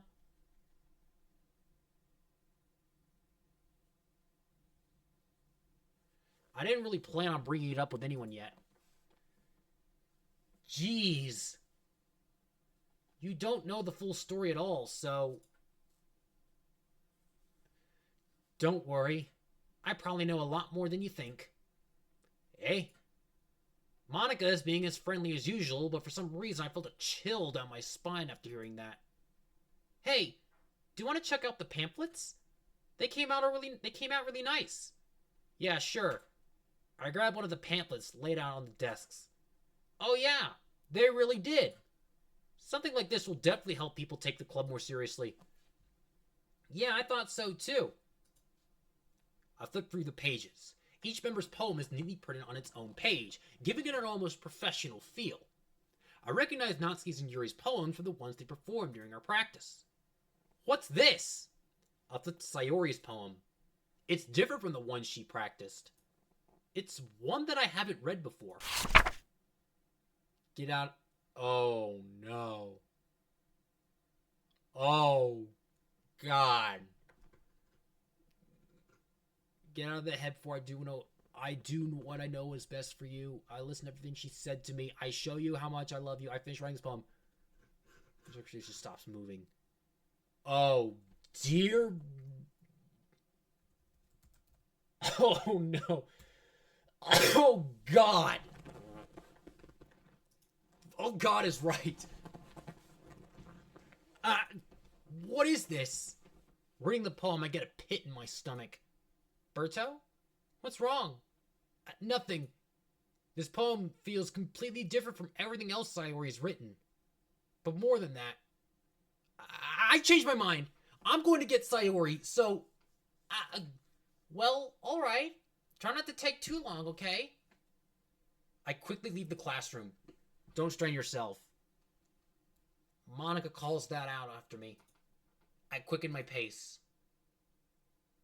Dude, I'm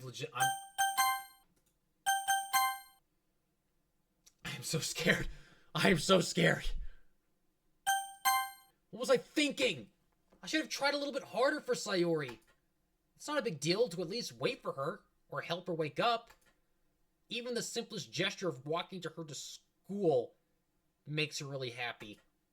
Besides, I told her yesterday that things will be the same as they always have been. That's all she needs, and what I want to give her. I reach Sayori's house and knock on the door. I don't expect an answer since she's not picking up her phone either. Like yesterday, I opened the door and let myself in. Sayori? She really is a heavy sleeper. I swallowed. I can't believe I ended up doing this after all. I'm so scared. I would cover your eyes if I were you. I don't know what's going to happen. Waking her up in her own house. That really is something that a boyfriend would do, isn't it? In any case, it just feels right. Outside Sayori's room, I knock on her door. Sayori? Wake up, dummy! There's no response. I really didn't want to have to enter her room like this. Isn't it kind of a breach of privacy? But she really leaves me no choice. I gently open the door. Oh my fucking... Oh god! Oh my god! Oh no!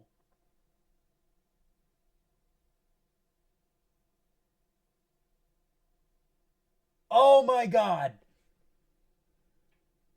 Oh my god! Don't cover your eyes!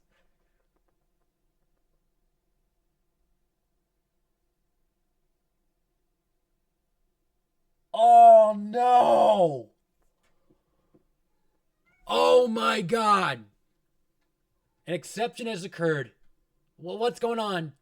What the fuck? What the hell? What the hell? Is this a nightmare? It has to be. This isn't real. There's no way this can be real. There's no way this can be real.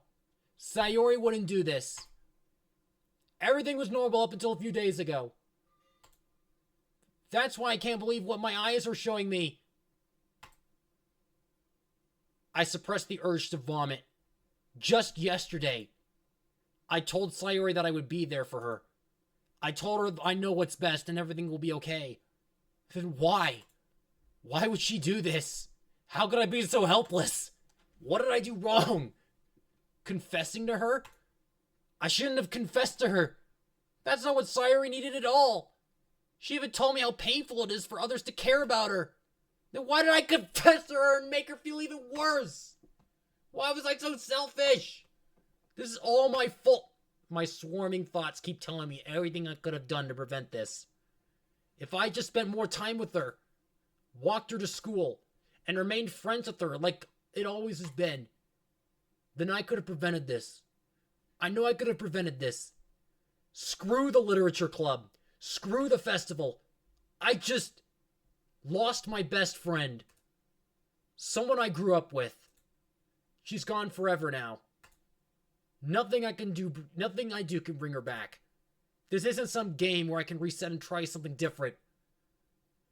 I had only one chance and I wasn't careful enough. And now I'll carry this guilt with me until I die.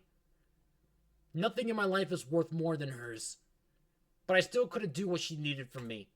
And now, I can never take it back. Never. Never. Never. Never. Never. End? What? What the fuck?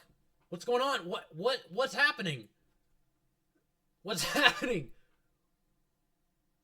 What the fuck? Oh, what?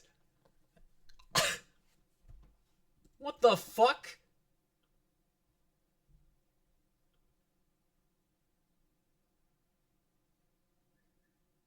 Oh no. Let's see. I guess. I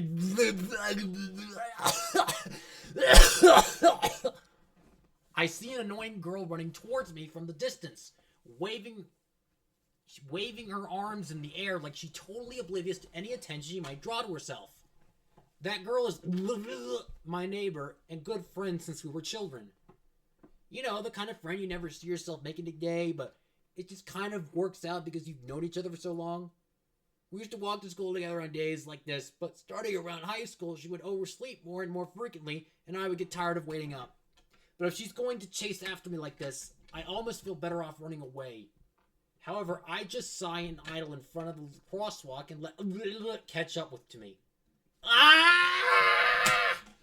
Ah! What happened?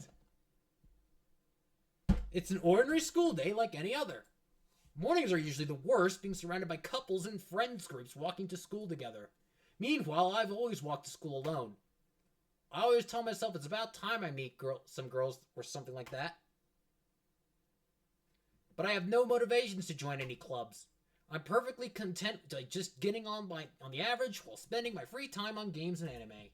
There's always the anime club, but it's not like there would be any girls in it anyway. That is not your concern right now. Your concern should be trying to survive. The school day is as orderly as ever, and it's over before I know it. After picking up my things, I stare blankly at the wall, looking for an ounce of motivation. Clubs. There really aren't any that interest me. Besides, most of them would probably be way too demanding for me to want to deal with. I guess I have no choice but to start with the anime club. Berto? Ah! Monica? Oh my goodness! I totally didn't expect to see you here. It's been a while, right? Ah. Yeah, it has. Monica smiles sweetly. We do know each other. Well, we rarely talked, but we were in the same class last year. Monica was probably the most popular girl in class. Smart, beautiful, athletic, basically completely out of my league. So having her smile at me so genuinely feels a little... What did you come in here for anyway? Oh, I've just been looking for some supplies to use for my club. Do you know if there's any construction paper in here? Or markers? I guess you could check the closet. You're in the debate club, right? About that, I actually quit the debate club. Really? You quit? Yeah. To be honest, I can't stand all the politics around the major clubs. It feels like nothing but arguing about the budget and publicity and how to prepare for events. I'd much rather take something I personally enjoy and make something special out of it. In that case, what club did you decide to join? I'm actually starting a new one. Well, I don't like that. A literature club. Literature?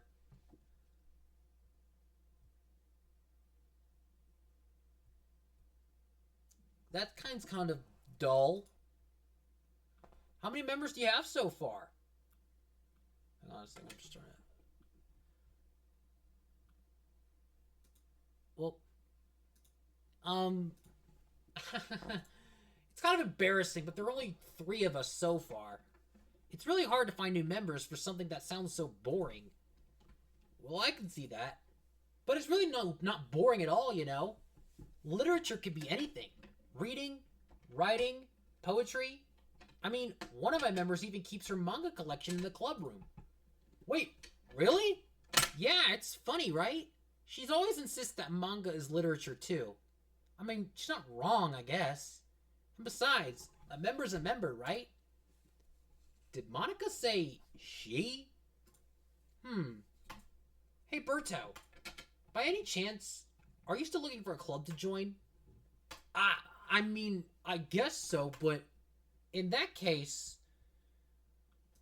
is there any chance you could do me a big favor? I won't ask you to join, but if you could at the very least, visit my club, you could make me really happy. Please? Well, I guess I have no reason to refuse. Besides, how could I ever refuse someone like Monica? There are plenty of reasons to refuse this after what I've just witnessed, but he probably doesn't know that yet. Sure, I guess I could check it out. Aw, awesome. You're really sweet, Berto, you know that? It's nothing, really. Shall we go then? I'll look for the materials another time. You're more important. And thus, today marks the day I sold my soul to Monica and her irresistible smile. I dejectedly follow Monica across the school and upstairs, a section of the school I rarely visit. Monica, full of energy, swings open the classroom door. I'm back! And I brought a guest with me. What? Stop! Stop doing that! Eh? A guest? Seriously? You brought a boy? Way to kill the atmosphere. Don't be mean, Natsuki. But anyway, welcome to the club, Berto. All words escape me in this situation. This club is full of incredibly cute girls. No, they're not. So let me guess. You're Monika's boyfriend, right? What? No, I'm not. Natsuki, the girl with the sour attitude, whose name is apparently Natsuki, is one I don't recognize. Her small figure makes her look like a first-year student. Anyways, this is Natsuki, energetic as usual. And this is Yuri, the vice president. It's nice to meet you. Yuri, who appears comparatively more mature and timid, seems to have a hard time keeping up with someone like Natsuki. Yeah, it's nice to meet both of you. So I ran into Berto in a classroom and he decided to come check out the club. Isn't that great? Wait, Monika, didn't I tell you to let me know in advance before you brought anyone new? I was going to, well, you know. Sorry. I didn't forget that, but I just happened to run into him. In that case, I should at least make some tea, right? Yeah, that would be great. Why don't you come sit down, Berto? I swear, this is giving me like us, like, no, not us, but Get Out vibes. Why don't you come sit down, Berto? The girls have a few desks arranged to form a table. Yuri walks to the corner of the room and opens the closet. Meanwhile, Monika and Natsuki sit across from each other. Still feeling awkward, I take a seat next to Monika. So, I know you didn't really plan on coming here, but we'll make sure you feel right at home, okay? As president of the literature club, it's my duty to make the club fun and exciting for everyone. I'm surprised there aren't more people in the club yet. It must be hard to start a new club.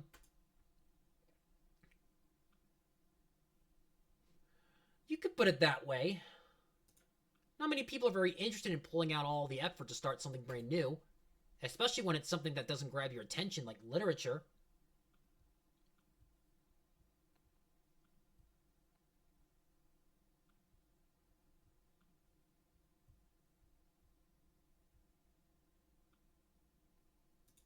You have to work hard to convince people that you're both fun and worthwhile. But it makes school events like the festival that much more important. I'm confident that we can all really grow this club before we graduate. Right, Natsuki? Well, I guess. Natsuki reluctantly agrees. Such different girls, all interested in the same goal. Monika must have worked really hard just to find these two. Yuri returns to the table carrying a tea set. She carefully places a teacup in front of each of us before setting down the teapot in the middle. You keep a whole tea set in this classroom? Don't worry, the teachers gave us permission. After all, doesn't a hot cup of tea help you enjoy a good book? I guess. Don't let yourself get intimidated. Yuri's just trying to impress you. That's not... Insulted, Yuri looks away. I meant that, you know. I believe you. Well, tea and reading might not be a pastime for me, but at least I enjoy tea. I'm glad. Yuri faintly smiles to herself in relief. So, Berto, what kind of things do you like to read? Well, considering how little I've read these past few years, I don't really have a good way of answering that. Manga. I mutter quietly to myself, half joking. Natsuki's head suddenly perks up. It looks like she wants to say something, but she keeps quiet. Not much of a reader, I guess. Well, that could change. What am I saying? I spoke without thinking after seeing Yuri's sad smile. Anyway, what about you, Yuri? Well, let's see. Yuri traces the rim of her teacup with her finger. My favorites are usually novels that build deep and complex fantasy worlds. The level of creativity and craftsmanship behind them is amazing to me, and telling a good story in such a foreign world is equally impressive. Yuri goes on, clearly passionate about her reading. She seemed so reserved and timid since the moment I walked in, but it's obvious by the way her eyes light up that she finds her comfort in the world of books, not people.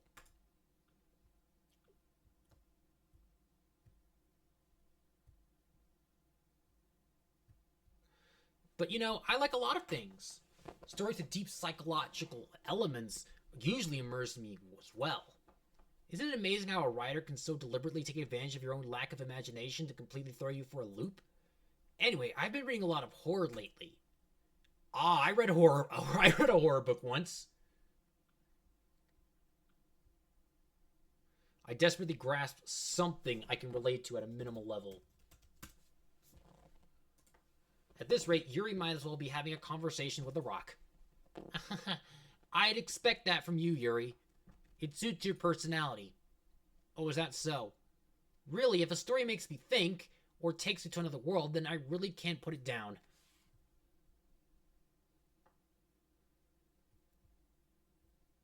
Surreal horror is often very successful at changing the way you look at the world, if only for a brief moment. Ugh, I hate horror. Oh, why is that? Well, I just... Natsuki's eyes dart over me for a split second.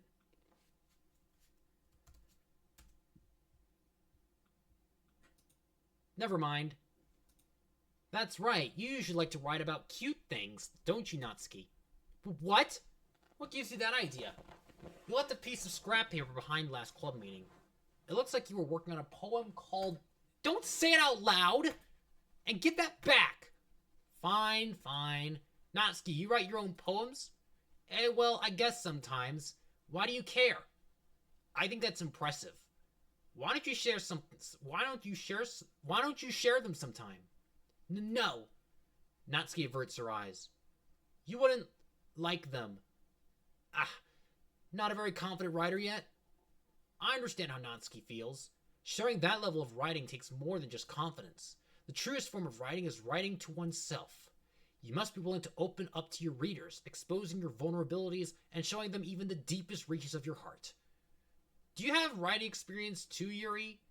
Maybe if you share some of your work, you can set an example and help Natsuki feel comfortable enough to share hers.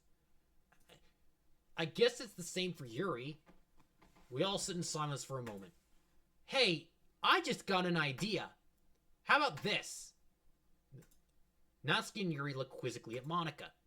Let's all go home and write a poem of our own. Then next time we meet, we'll all share them with each other. That way everyone is even. I thought it was a good idea. Well, I think you're right, Monika. We should probably start finding activities for all of us to participate in together. I did decide to take on the responsibility of vice president after all. I need to do my best to nurture the club as well as its members. Besides, now that we have a new member, it seems like a good step for us to take. Do you agree as well, Berto? Hold on. There's still one problem. Eh? What's that? Now that we've reached the most important topic, I bluntly come forth with what's been on my mind the entire time. I never said I would join this club. Monika may have convinced me to stop by, but I never made any decision. I still have other clubs to look at, and I lose my train of thought. All three girls stare back at me with dejected eyes. But, I'm sorry, I thought. The girls exchange glances before Monika turns back to me. I guess I need to tell you the truth, Berto. The thing is, we don't have enough members yet to form an official club. We need 4. And I've been trying really, really hard to find new members. And if we don't find one more before the festival, I'm defenseless against these girls. How am I supposed to make a clear-headed decision when it's like this? I would feel terrible for letting everyone down in this situation. And besides, the club itself seemed pretty relaxed. So if writing poems is the price I need to pay in order to spend every day with these beautiful girls... Right. Okay, I've decided then. I'll join the literature club. One by one, the girls' eyes light up. Oh my goodness, really? Do you really mean that, Berto? Yeah. It could be fun, right? You really did scare me for a moment. I mean, if you really just left after all this, I'd be super pissed. Berto, I'm so happy. We can become an official club now. No, I don't want that. Thank you so much for this. You're really amazing. I'll do everything I can to give you a great time, okay? Thanks, I guess. Okay, everyone. I think with that, we can officially end today's meeting on a good note. Everyone remember tonight's assignment. Write a poem to bring to the next meeting so we can all share. Monica looks over me once more. Berto, I look forward to seeing how you express yourself. Yeah. Can I really impress the class star Monica with my mediocre writing skills? I already feel the anxiety welling up inside me. Meanwhile, the girls continue to chit-chat as Yuri cleans up the tea set. I guess I'll be on my way then. Okay, I'll see you tomorrow then. I can't wait. Yeah, you can. With that, I depart the club room and make my way home. The whole way, my mind wanders back and forth between the three girls. Natsuki, Yuri, and of course Monica. Will he really be happy spending every day after school in a literature club? Perhaps I'll have the chance to grow closer to one of these girls. Alright, I'll just need to make the most of my circumstances, and I'm sure good fortune will find me. And I guess that starts with writing the poem tonight. You have unlocked a special poem. Would you like to read it? Ah! What the fuck? What? Hold on, let me save.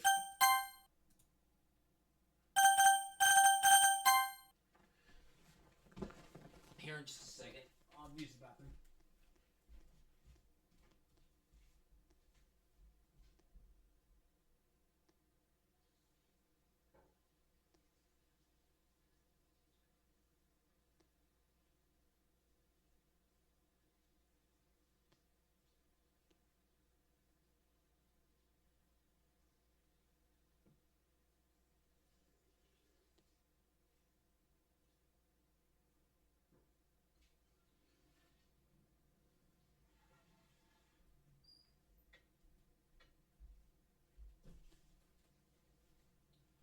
Alright. Yeah, I fucking hate fucking Monica. I fucking agree. Alright.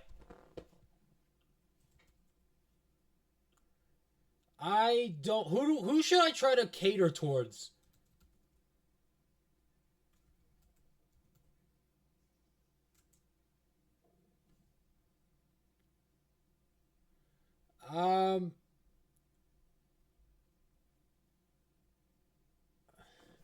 Let's see. What should I do? Flower? Okay, I need to make... No, I don't trust Yuri. I don't trust Yuri. I think I need to stay by the pink girl. think I need to stay by Natsuki. I don't want to do Yuri. I think if I do Yuri, I'm dead. So, I think it's going to be a lot more scary. Yeah, the Ocean. Promise.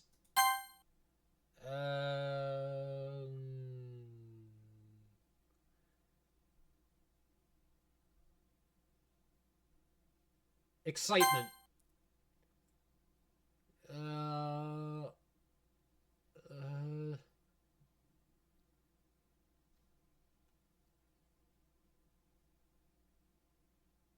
Marriage. Uh,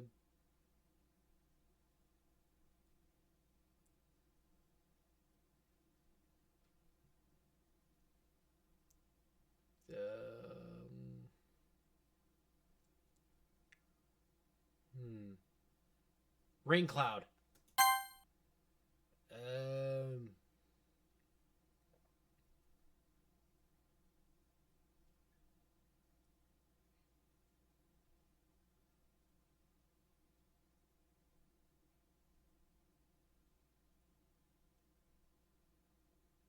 Sunset.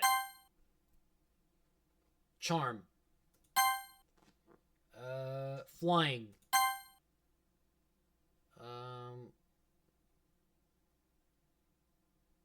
Smile.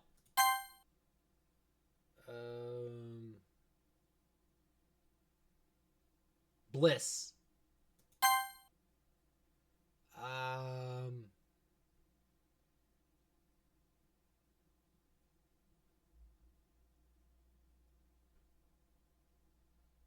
Sing.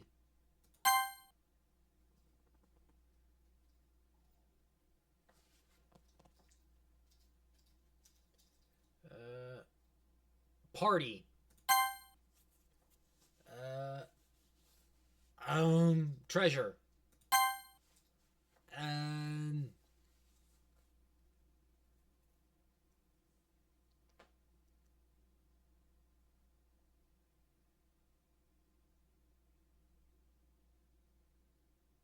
Fireworks.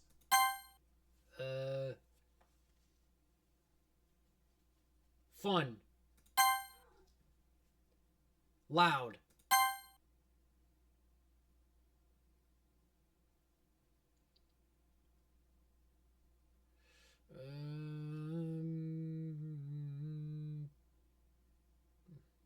Rainbow. Dazzle. Nature.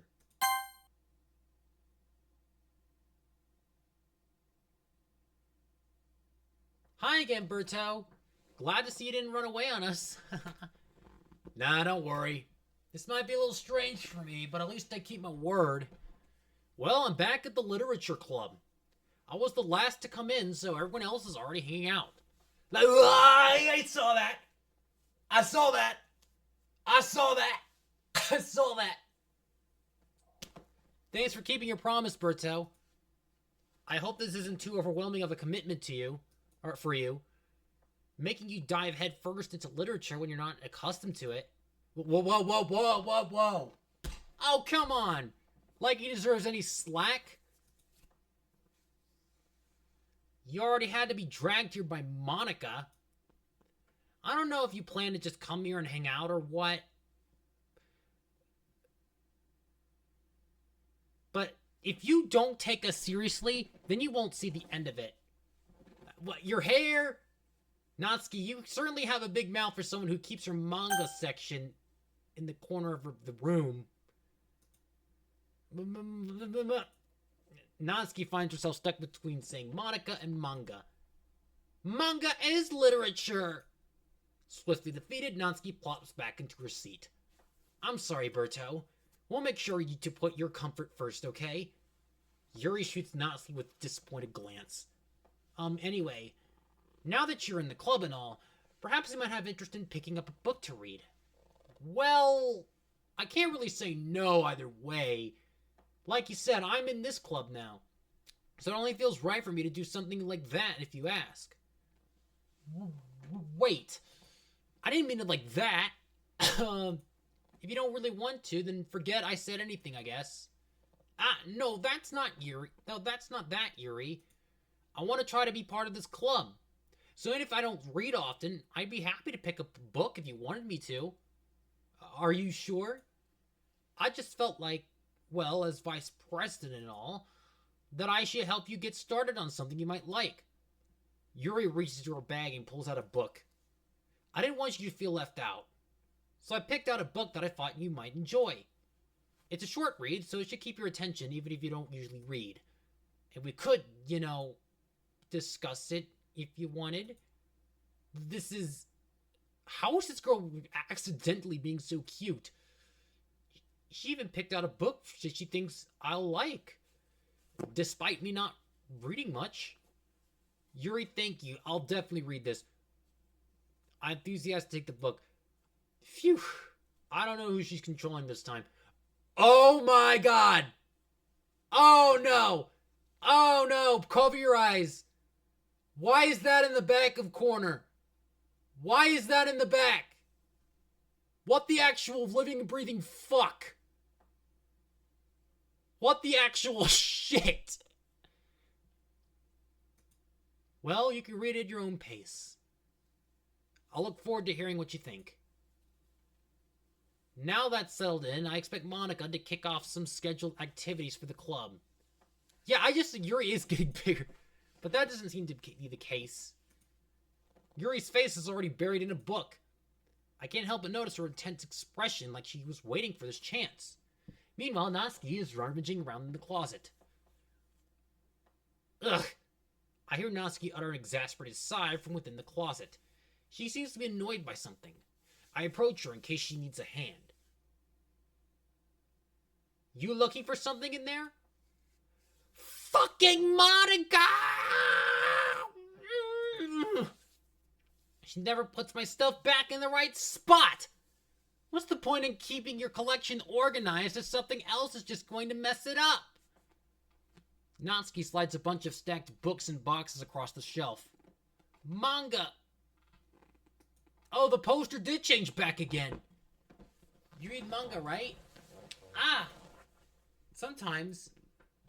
Manga is one of those things where you can't admit you're really into it until you figure out where the other person stands. How do you know anyway? I heard you bring it up at some point. Besides, it's kind of written on your face. What's that supposed to mean? I see. There's a lone volume of manga amidst a stack of various books on the side of one of the shelves.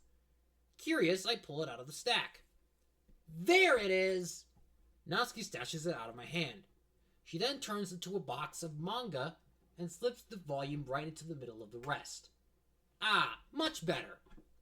Seeing a box set with one book missing is probably the most irritating sight in the world. I know that feel. I get a closer look at the box that she's admiring. Parfait Girls? It's a series I've never heard of in my life. That probably means it's either way out of my demographic or it's simply terrible. If you're gonna judge, you could go do it through the glass on that door. She points to the classroom door. Hey, I wasn't judging anything. I didn't even say anything. It was your tone of your voice. But I'll tell you one thing, Berto. Consider this a lesson. Don't judge a book. In fact, Natsuki pulls out the first volume of Parfait Girls from the box. I'm going to show you exactly why. She shoves the book right into my hands. Ah, I stare at the cover. It features 4 girls in colorful attire striking animated feminine poses. It's exceedingly moe. Don't just stand there. Ooh. Natsuki grabs my arms and pulls me out of the closet. She then takes a seat against the wall beneath the windowsills. She pats on the ground next to her, signaling me to sit her. I have no idea what moe is. Wouldn't chairs be more comfortable? I'd take my seat. Chairs wouldn't work. We can't read at the same time like that. Eh? Why is that? Ah, I guess it's easier to be close together like this. Don't just say that. You'll make me feel weird about it. Natsuki crosses her arms and scooches an inch away from me. Sorry. I didn't exactly expect to be sitting this close to her either. Not that I can say it's a particularly bad thing. I open the book. It's only a few seconds before Natsuki once again inches closer, reclaiming the additional space while she hopes I won't notice. I can feel her peering over my shoulder, much more eager to begin reading than I am. Wow, how long has it been since I read the beginning? You don't go back and flip through the older volumes every now and then. You don't go back through the older volumes every now and then? Not really. Maybe sometimes after I've already finished the series. Hey, are you paying attention? I am, but nothing's really happened yet, so I can talk at the same time. It looks like it's a bunch of friends in high school. Typical slice of life affair. I kind of grew out of these since it's rare for the writing to be entertaining enough to make up for the lack of plot. Are you sure this isn't boring for you? It's not. Even though you're just watching me read? Well, I'm fine with that. If you say so. I guess it's fun sharing something you like with someone else. Always excited when I convince any of my friends to pick a series I enjoy. You know what I mean? But, you don't? That's not... Well, I wouldn't really know. What do you mean? Don't you share your manga with your friends? Could you not rub it in? Jeez. Ah, sorry. Like I could ever get my friends to read this.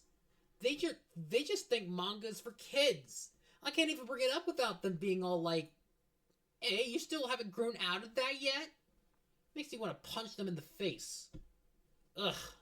I know those kinds of people. Honestly, it takes a lot of effort to find friends who don't judge, much less friends who are also into it. I'm already kind of a loser, so I guess I gravitated towards the other losers over time. But it's probably harder for someone like you. Yeah, that's pretty accurate. Wait, which part? I mean, I feel like I can't even keep it in my own room. My dad would beat the shit out of me if he found this. At least it's safe here in the club room. Except Monica's kind of a jerk about it. Ugh, I just can't win, can I? Well, it paid off in the end, didn't it? I mean, here I am, reading it. Well, it's not like it solves any of my problems. Maybe. But at least you're enjoying yourself, right? So... Jeez, that's enough. Are you gonna keep reading or what? Yeah.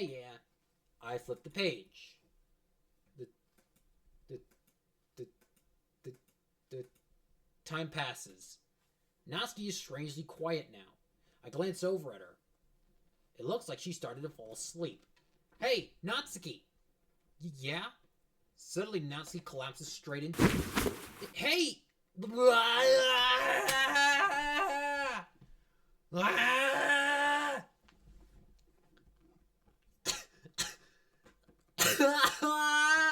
Help me! Oh, jeez. Natsuki, are you okay? Here. Monica reaches into her bag and pulls out some kind of protein bar. She throws it in Natsuki's direction. Natsuki's eyes suddenly light up again. She snatches the bar from the floor and immediately tears off the wrapper. I told you not to give... She doesn't even finish her sentence before stuffing it in her mouth. Don't worry, Berto. She's fine. It just happens every now and then. That's why I always keep a snack in my bag for her. Anyway, why don't we all share poems now? Natsuki. I told Natsuki I was interested in her poems yesterday. It's probably only fair if I shared mine with her first. Okay, well, let's start with the things I don't like. First of all, Natsuki rereads my poem. Never mind. I don't feel like giving you my opinion. Well, then what's the point of sharing it in the first place? I wrote this when I could have been doing other things. Ugh. In fact, remember how I said I wanted to read your poems? That's what I had in mind when writing this. I wanted to help you feel comfortable enough to share yours. Like Monica said. Well, I would be more comfortable sharing my poem if yours was really bad. You were supposed to show me some dumb poem and make me go, ha, well, it's not that great, but let me show you what real literature looks like. And you went and ruined it. I hope you're happy. So in other words, you're saying you liked it? Natsuki's retort gets caught in her throat. Ugh. You don't understand anything, do you? I already told you that. You don't have to go announcing it to the world like you're all self-important. Pretty sure you never actually said that. I say that mostly to myself. Natsuki must really hate me or something. I can't figure out if it's a win or a loss that she liked my poem. In any case, you still need to show me yours, right? Fine, I guess. Only because Monica will make me if I don't. Eagles can fly, monkeys can climb, crickets can leap, horses can race, owls can seek, cheetahs can run, eagles can fly, people can try, but that's about it. Woohoo! Yeah! Love that. Awesome. Pulitzer, Caldecott, whatever. Look at this. Yeah. I told you that you were gonna like it. I told you that you weren't gonna like it. I like it. What? Just be honest. I am. Why are you so convinced that I wouldn't like it? Well, because everyone in high school thinks that writing has to be all sophisticated and stuff. So people don't even take my writing seriously. But isn't the point of poems for people to express themselves? Your writing style wouldn't make your message any less valid. Yes, exactly. I like when it's easy to read, but it hits you hard. Like in this poem, seeing everyone around you doing you can seeing everyone around you do great things can be really disheartening. So I decided to write about it. Yeah, I understand. But the other nice thing about simple writing is that it puts more weight on the wordplay. Like I set up for a rhyme at the end, but then made it fall flat on purpose. It helps bring out the feeling in the last line. So you did. I guess more went into it than I realized. That's what it means to be a pro. I'm glad you learned something. Didn't expect that from the youngest one here, did you? Yeah, guess not. I decided to humor her with that last comment. I don't really care how old everyone is, but if Natsuki is feeling proud, then I won't take that away from her. Alright. I'm gonna try Yuri. Yuri stares at the poem. A minute passes, more than enough time for her to finish reading. Oh, sorry. I forgot to start speaking. It's fine, don't force yourself. I'm not. I just need to put my thoughts into words. Hold on. Okay, this is your first time writing a poem, right? Yeah. Why do you ask? I'm just making sure. I guess that it might be after reading it through it. Ah, so it's that bad? No! Did I just raise my voice? I'm so sorry. Yuri buries her face in her hands. I couldn't help but notice that it's been several minutes and we haven't gotten anywhere. It might take Yuri a while to get used to the new people. It's fine, I really didn't notice. What were you saying? Right. It's just that there are specific writing habits that are usually typical of new writers. And having been through that myself, I kind of learned to pick up on them. I think the most noticeable thing I recognize in new writers is that they try to make their style very deliberate. In other words, they tend to pick a writing style separate from the topic matter and they form fit the two together. In the end result is that both the style and the expressiveness are weakened. Once Yuri finds her train of thought, it's as if her demeanor totally changes. Her stammering is completely gone and she sounds like an expert. Of course, that's not something you could be blamed for. There are so many different skills and techniques that go into writing even a simple poem. Not just finding them and building them, but getting them to work together is probably the most challenging part. It might take you some time, but it all comes with practice and learning by example and trying new things. I also hope that everyone else in the club gives you valuable feedback. Natsuki can be a little bit biased, though. Biased? How? Well, never mind. I shouldn't be talking about people like that. Sorry. It's fine. I'm not sure if Yuri has apologized yourself to me or to Natsuki. Do you mind if I read your poem now? Please do. I'd love to share my thought process behind it. Yuri smiles dreamily as if that's a rare opportunity for her, which itself is kind of funny. After all, isn't this supposed to be a literature club? Ghosts under the light. The tendrils of my hair illuminate beneath the amber glow. Bathing. It must be this one. The last remaining streetlight to have withstood the test of time. The last yet to be replaced by the sickening blue-green hue of the future. I bathe. Calm, breathing air of the present but living in the past. The light flickers. I flicker back, as if it's written like ChatGPT. I'm sorry to have such terrible handwriting. What? I wasn't thinking that at all.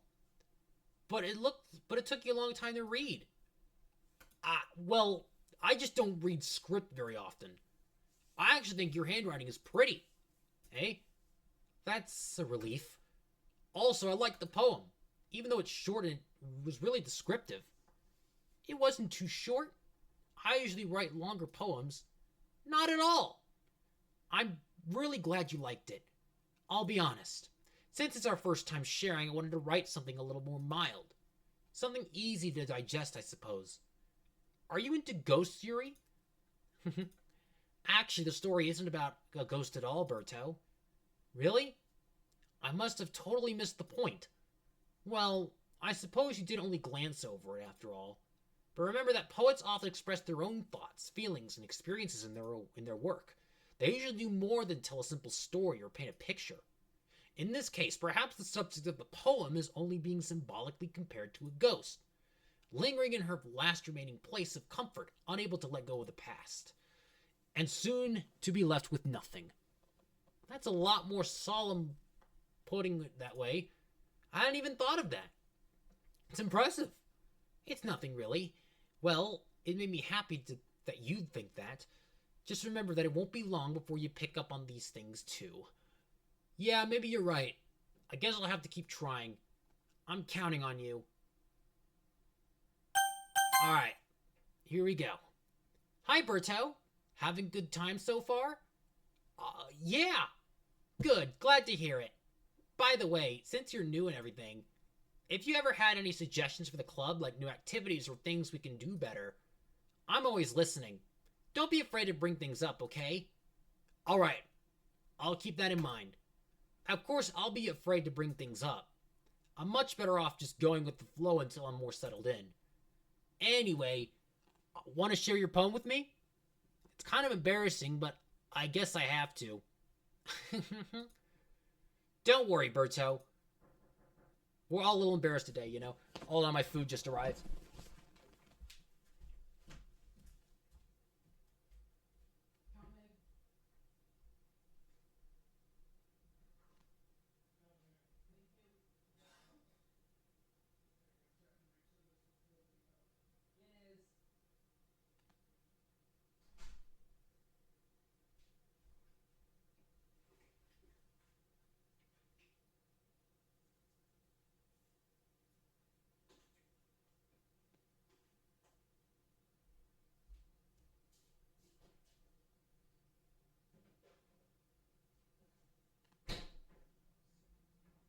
Don't worry, chat. I'll be right back.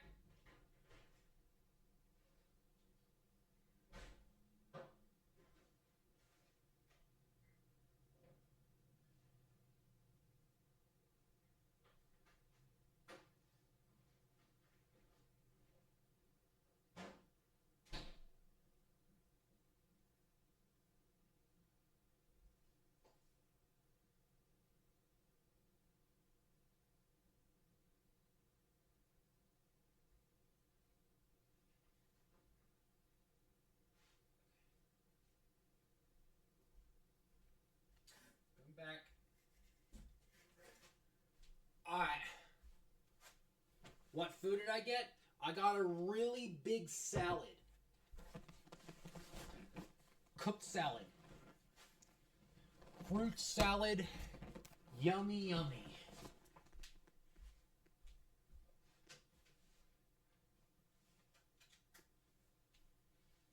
Alright.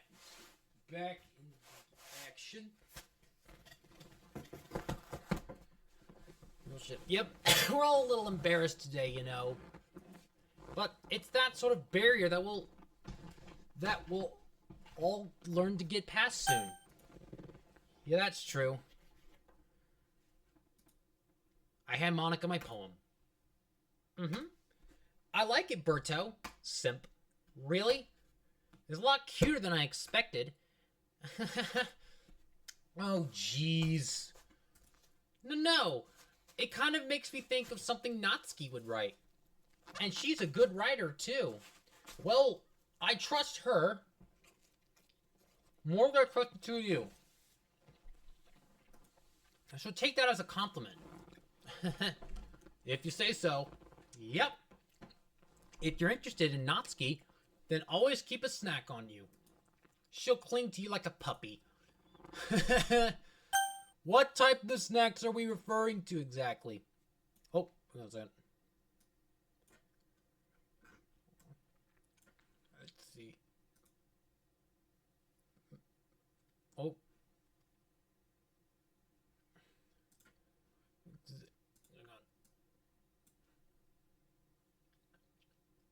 Alright. Now let's see here. Natsuki's dad doesn't give her lunch money or leave her any food in the house, so she's in a fussy mood pretty often. she needs to call Child Protective Services because they're obviously not feeding her. Wait, she's 18. God damn it. That won't work. But sometimes she just loses all of her strength and shuts down. Like earlier. This is just a guess, but I think she's so small because her malnutrition is interfering with her adolescent growth. But hey, some guys are into petite girls too, you know. I'm not one of them. Sorry. Just trying to look at the bright side. Anyway, do you want to read my poem now? Don't worry, I'm not very good. You sound pretty confident for someone who claims to not be very good. Well, that's because I have to sound confident. That doesn't mean I always feel that way, you know. I see. Well, let's read it then. Hole in the wall. But he wasn't looking at me. Confused, I frantically glanced at my surroundings. But my burned eyes can no longer see color. Are there others in this room? Are they talking? Or are they simply poems on flat sheets of paper? The sound of frantic scrawling playing tricks on my ears. The room begins to crinkle, closing in on me. The air I breathe dissipates before it reaches my lungs. I panic. There must be a way out. It's right there. He's right there. Swallowing my fears, I brandish my pen. So, what did you think? It's very free form, if that's what you call it. Sorry, I'm not really the right person to ask for feedback. It's okay. Yeah, that kind of style has gotten pretty popular nowadays. That is, a lot of poems have been putting emphasis on the timing between words and lines. When performed out loud, it can be really powerful. What was the inspiration behind this one?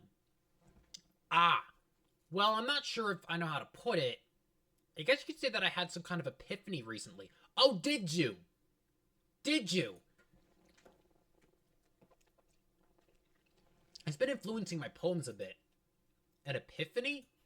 Yeah, something like that.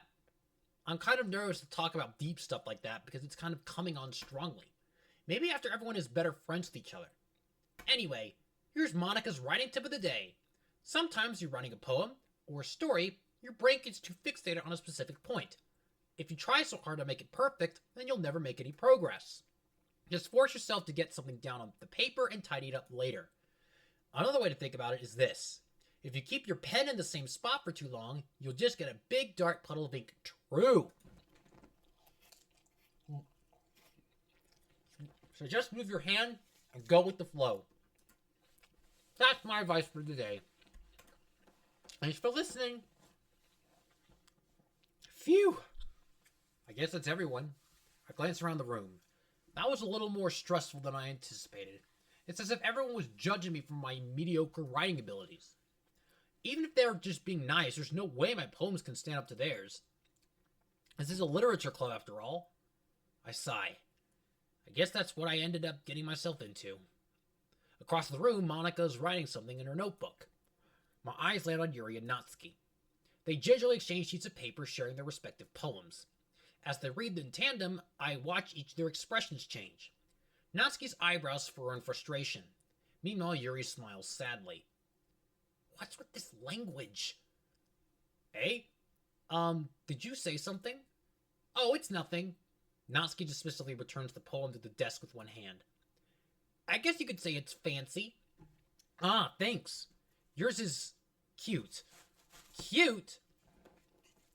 Are you getting this a symbolism or something? It's clearly about the feeling of giving up. How can that be cute? I know that. I just meant the language, I guess. I was trying to say something nice. Hey? You mean you have to try that hard to come up with something nice to say? Thanks, but it really didn't come out nice at all. Well, I do have a couple of suggestions. If I was looking for suggestions, I would have asked someone who actually liked it. Which people did, by the way. Monica liked it, and Berto did too. So based on that, I'll gladly give you some suggestions of my own. First of all, excuse me. I appreciate the offer, but I spent a long time establishing my writing style. I don't expect it to change anytime soon, unless of course I come across something particularly inspiring. which I haven't yet. And Berto liked my poem too, you know. I didn't. I thought it was kind of weird. He even told me he was impressed by it. In Yuri's mind. Natsuki suddenly stands up. Oh, I didn't realize you were so invested in trying to impress her new member, Yuri. Hey, that's not what I... You're just... Yuri stands up as well. Maybe you're just jealous that Berto appreciates my advice more than he appreciated yours. Huh? How do you know he didn't appreciate my advice more? Are you that full of yourself? No. If I was full of myself, I would deliberately go out of my way to make everything I do overly cutesy. Ugh. Well, you know what?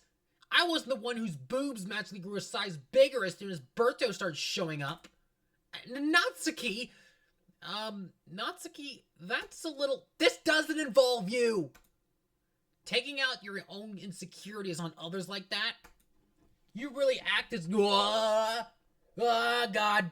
Whoa, what's happening? What is happening? You really act as young as you look. You really act as young as you look, Natsuki. Me? Look who's talking, you wannabe edgy bitch. Edgy? Sorry that my lifestyle is too much for someone of your mental age to comprehend. See? Just saying that proves my point. Most people learn to get over themselves after they graduate middle school, you know. If you want to prove anything, then stop harassing others with your sickening attitude. If you think you can counterbalance your toxic personality by dressing and acting cute, the only cute thing about you is how hard you try. Whoa, be careful, you might cut yourself on that edge, Yuri. Oh, my bad. You already do, don't you? Did you just accuse me of cutting myself?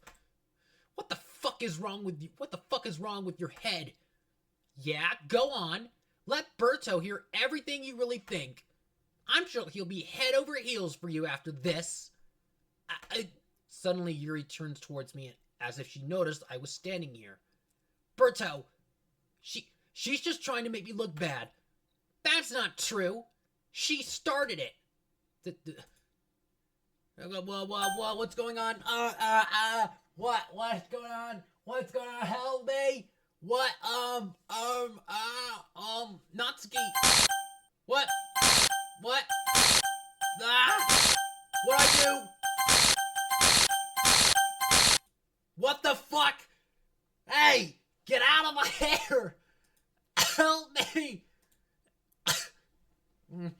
What are you doing here? Hey, Berto? Why don't we step outside for a little bit? Okay. Sorry about that. They really shouldn't have tried to get you involved.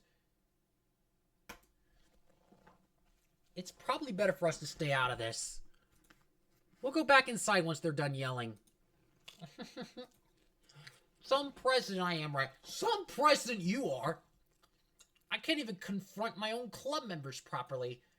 I wish I was able to be a little more assertive sometimes. But I never have it in me to put my foot down against others. You understand, right? Anyway, if this makes you want to spend less time with the others, then that's fine. I'd be happy to spend time with you instead. No, I'm good. Suddenly, Natsuki runs out of the classroom. She quickly runs away. Oh dear. Well, looks like they're done. I didn't mean it. I didn't mean it. I didn't mean it. Yuri is rocking back and forth in her desk with her palms on her forehead. Yuri? I didn't mean it. I believe you. I have no idea what Yuri might have said to Natsuki. Or did. Berto, please don't hate me. Please. I'm not like this. There's something wrong with me today. It's fine, Yuri. We know you didn't mean it. Besides, I'm sure Natsuki will forget all about it by tomorrow. Is she gonna kill her? Completely. Anyway, the meeting is over, so you can go home now if you want. Yuri looks at me like she wants to say something. She keeps glancing at Monica. You can go first, Monica. I'd like to stay a little bit longer. I'm the president, so I should be the last one out. I'll wait for you to be done. Well, I'm vice president, so please let me take that responsibility today. It kind of sounds like you don't want me around for something, Yuri.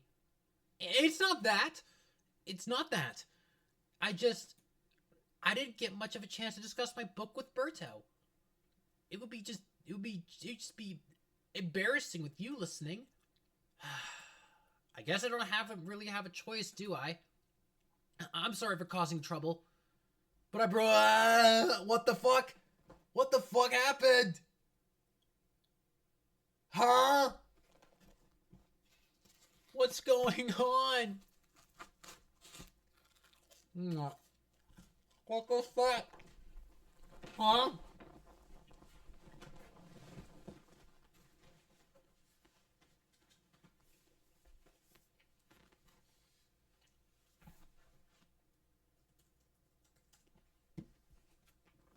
Um, uh, uh, love. Uh, um, color. Let's see, rainbow. Uh, nature. Um, um, um, charm. Do charm. Um, friends. Dazzle. What the fuck is that word? What? What's going on? Sweet.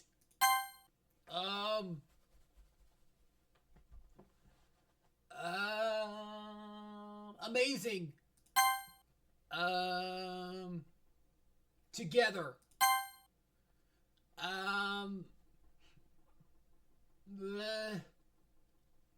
Don't panic. Smile.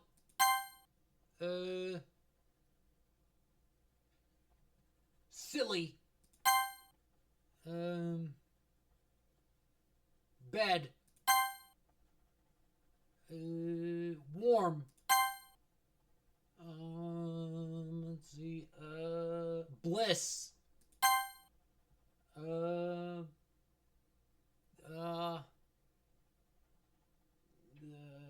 Goodness.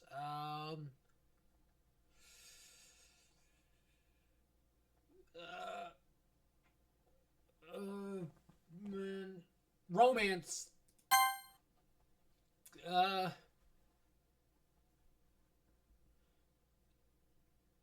Sing. Oh God.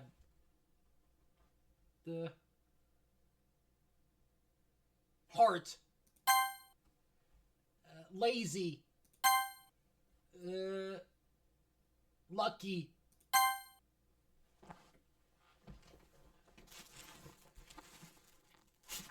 Another day passes in time. Remember the club meeting already? I've gotten a little more comfortable over here over the past couple of days. And from the club room, the usual scene greets me. Welcome back, Berto. Hi, Yuri. Not sure if it's me or if it's Yuri's expression, but the weight of yesterday's quarrel still hangs in the air a little. Yuri glances over her shoulder, looking around the room. Natsuki's reading a manga at a desk. And surprisingly, Monica isn't here yet. Suddenly, Yuri takes my arm and pulls me to the corner of the room. What the fuck? About yesterday. I really need to apologize. Nothing like that has ever happened before. And something just came over me, I guess. Like, I wasn't acting mentally sound.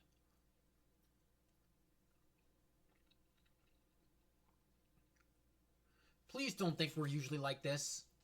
Not just me, but Natsuki as well. Yuri, I'm happy that you were considering and apologize. You don't have to worry too much. Even though I've only been here for a couple days, I could tell something was off. I could tell something was off yesterday. Maybe we're just a little extra sensitive because it was our first time sharing poems. But whatever it was, I didn't make me think any. It didn't make me think any less of you. I had already decided that there was no way you could be a bad person. And now that you're apologizing, I know you really didn't mean it. Berto, don't say those kind of things so frankly. They make me a little too happy. I'm really glad that you're such an understanding person. I'm really glad that you joined this club. Everything is a little bit brighter if you were around and... sorry, what am I saying right now? Hey, have you guys seen Monica? No, I haven't. I was also kind of wondering where she was. Man, Yuri, I'm guessing you haven't either. Yuri's clearly taken aback by how calmly Natsuki is addressing her. No, I haven't. Jeez, that isn't like her at all. I know it's stupid, but I can't help but worry a little bit. What? Why are you looking at me like that? Natsuki, about yesterday. I just wanted to apologize. I promise I didn't mean any of the things I said. And I'll do my best to stay under control from now on. So, Yuri, what the heck are you talking about? Did you do something yesterday? I knew it. I knew it. Hey, jeez. Whatever's on your mind, I'm sure it was nothing. I don't even remember anything bad happening. You're the kind of person who worries too much about the little things, aren't you? But... Meeple Silkhold blindside lifeline and receptively faultlessly offered scleromalacia made catholicate. What the fuck? What the actual living and breathing fuck? I'll accept your apology anyway, if it helps you feel better about it. Besides, it's kind of nice to hear since I was always afraid you secretly hated me or something like that.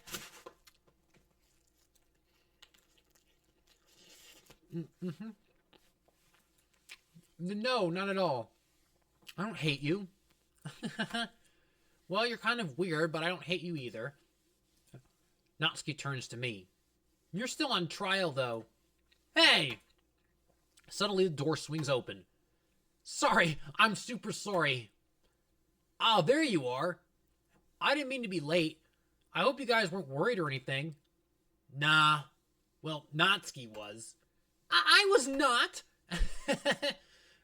What took you so long anyway? Well, my last period today was study hall. To be honest, I kind of just lost track of time. That makes no sense, though. You would have heard the bell ring at least. I must not have heard it since I was practicing piano. Piano? I wasn't aware you play music as well, Monica. Don't give me more credit than I deserve. I guess I've been practicing for a while, but I'm still not really good at it. I'm still not really good yet. Still, that must require a lot of dedication. So I'm still impressed. Well, thanks, Yuri. You should play something for us sometime. Monica looked at me. Well, I'm working on writing a song, but it's not quite done yet. Maybe once I get a little bit better, I will. That sounds cool. I look forward to it. Is that so?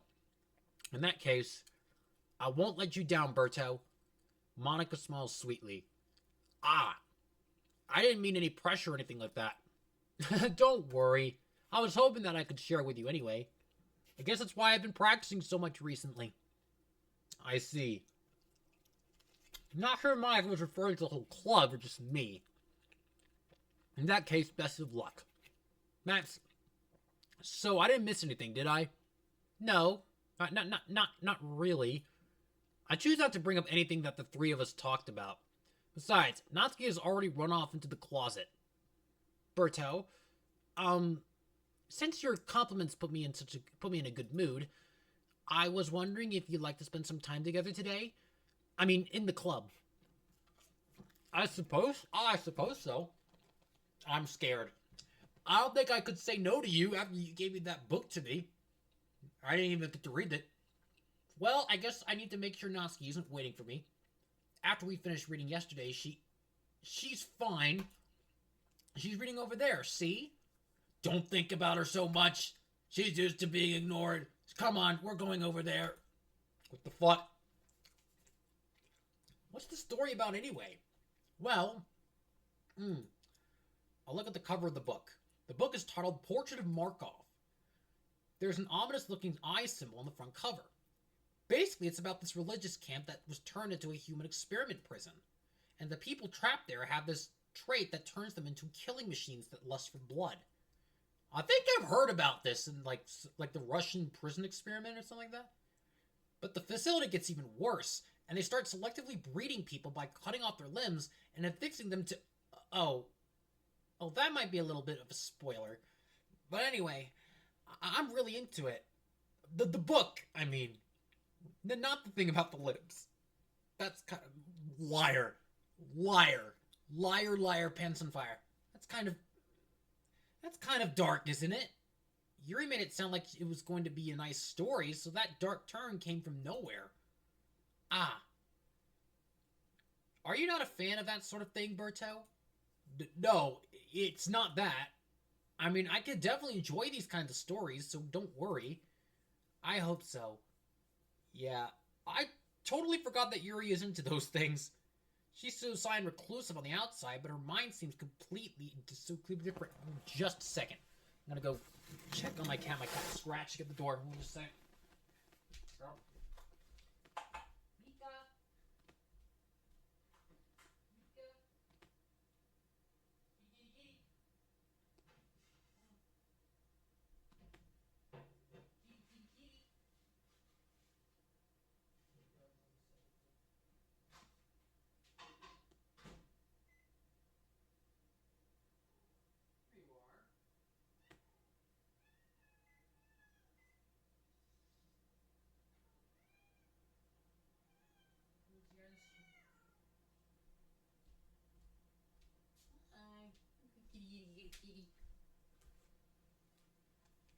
Kitty. Kitty. What you doing? Say hi to the stream.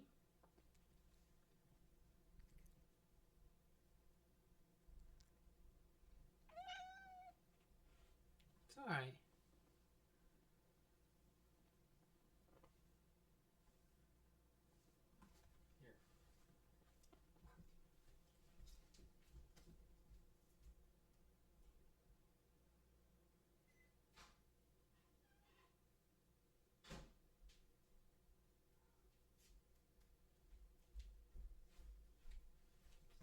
Sorry, that was my cat. It's just that this kind of story, it's the kind that challenges you to look at life from a strange new perspective. When horrible things happen not just because someone wants to be evil, but because the world is full of horrible people and we're all worthless anyway, then suddenly I'm rambling, aren't I? Not again. I'm sorry. Hey, don't apologize. I haven't lost interest or anything. Well, I guess it's alright then. But I feel like I shouldn't let you know that I have this problem. When I let things like books and writing fill my thoughts, my whole body... I kind of forget to pay attention to other people. So I'm sorry if I ended up saying something strange. And please stop me if I start talking too much. I really don't need you to worry. That just means you're passionate about reading. The least I could do is listen. It's a literature club after all. That's true. In fact, I might as well get started reading it, right? Yeah. No! I don't like that! Stop doing that! Yes. I mean, you don't have to, but... What are you saying? Let me just get the book. I quickly retrieved the book that I had put in my bag. Alright, it's fine if I sit here, right? I slip into the seat next to Yuri's. Yeah. Are you sure? You seem a little apprehensive. I'm sorry. Not like I don't want you to. It's just something I'm not very used to. That is, reading in company with someone. I see. Well, just tell me if I ended up distracting you or anything. Alright. Open the book and start the prologue. I soon understand what Yuri means about reading in company. It's as if I could feel her presence over my shoulder as I read. It's not a particularly bad thing. Maybe a little distracting, but the feeling is somewhat comforting. Yuri is in the corner of my eye. I realize that she's not actually looking at her own book. I glance over. It looks like she's reading from my book instead. Sorry. I was just bathing in the... Yuri, you really apologize a lot, don't you? I do? I don't really mean to. Sorry. I don't feel safe here anymore. Mom, please come help me. I mean... Here, this should work, right? I slam my desk until it's up against Yuri's, then hold my book more between the two of them. I suppose so. Yuri timidly closes her own copy. Once we each lean in a little bit, our shoulders are almost touching. It feels like my left arm is in the way, so instead I use my right hand to hold the book open. I guess that makes it kind of difficult to turn the page. Here. Yuri takes her left arm and holds it to the left side of the book in between her thumb and forefinger. I do the same with my right arm on the right side of the book. That way, I turn a page and Yuri slides it under her thumb and after it flips to her side. But in holding it like this, we're huddled even closer together than before. It's actually kind of distracting me. It's as if I could feel the warmth of Yuri's face, and she's in the corner of my vision. Are you ready? To turn the page. Sorry. I think I got a bit distracted for a second. I glance over at Yuri's face again, and her eyes meet. I don't know how I'll be able to keep up with her. That's okay. You're not as used to reading, right? I don't mind being patient if it takes you a little bit longer. It's probably the least I can do. Since you've been so patient with me. Yeah. Thanks. We continue reading. Yuri no longer asks me if I'm ready to turn the page. Instead, I just assume that she's finished the page before me, so I turn it by my own volition. We continue the first chapter in silence. Even so, turning each page almost feels like an intimate exchange. My thumb gently letting go of the page, letting it flutter over to her side as she catches it under her own thumb. Hey, Yuri. This might be a silly thought, but the main character kind of reminds me of you a little bit. Wait, why is she making that face? Why is she making that face after I just said that? No, I don't relate to this character at all. Definitely not. Really? I was just thinking the way she second guesses things she says and all that. That's what you were talking about. Sorry. I thought you meant something else about her. Something else? Never mind. We didn't even get that far yet. So I don't know how that came into my head. Yuri, are you feeling alright? Yuri's been a little fidgety ever since we started reading. You can rest if you're feeling sick or something. Your breathing is a little... My breathing? Yuri puts her hand on her chest as if to feel her heartbeat. I didn't even notice. Anyway, I'm fine. I just need some water. Alright, don't push yourself. Yuri stands up and practically rushes out of the classroom. What on earth was that about? Berto? Did something happen just now? Eh? I have no idea. Yuri was acting a little strange, I guess. So you don't know anything. Sorry, I can't say I do. Are you worried about her? Oh, no, not really. I was just making sure that you didn't do anything to her. No, nothing. Don't worry. I believe you, silly. Yuri just does this sometimes, so it's nothing alarming. Alright, if you say so. Anyway, why don't we start with sharing our poems with each other? Hey? Shouldn't we wait for Yuri? Well, she might be a while, so I figured we just get started without her. Is that okay? Yeah, I was just asking. I stand up, make a mental note of where I left off in the book, and slip it back into my bag. Who should I share my poem to first?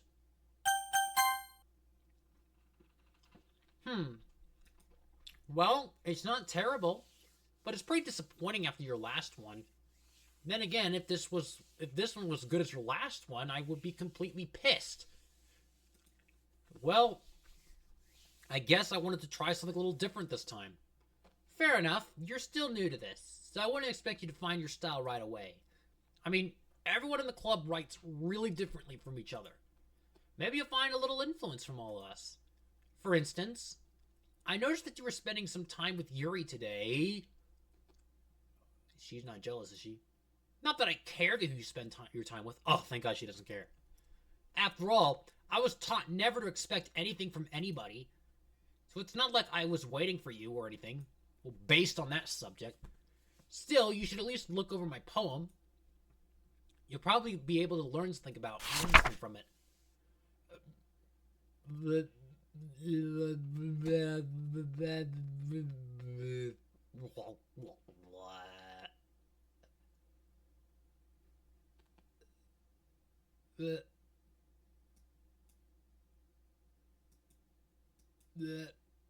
What the fuck? Berto, why did you come read with me today? I was waiting for you. I was waiting for a long time. It was the only thing I had to look forward to today. Why did you ruin it? Why did you like Yuri more? I didn't. I think you're better off not associating with her. Are you listening to me? Yuri is a sick freak. That should be obvious by now. So just play with me instead, okay? You don't hate me, Berto, do you? Do you hate me? No! Do you want me to make me go home crying? The club is the only place I feel safe. Don't ruin that for me. Don't ruin it. Please, just stop talking to Yuri. Play with me instead. It's all I have. Play with me. Play with me! What the fuck?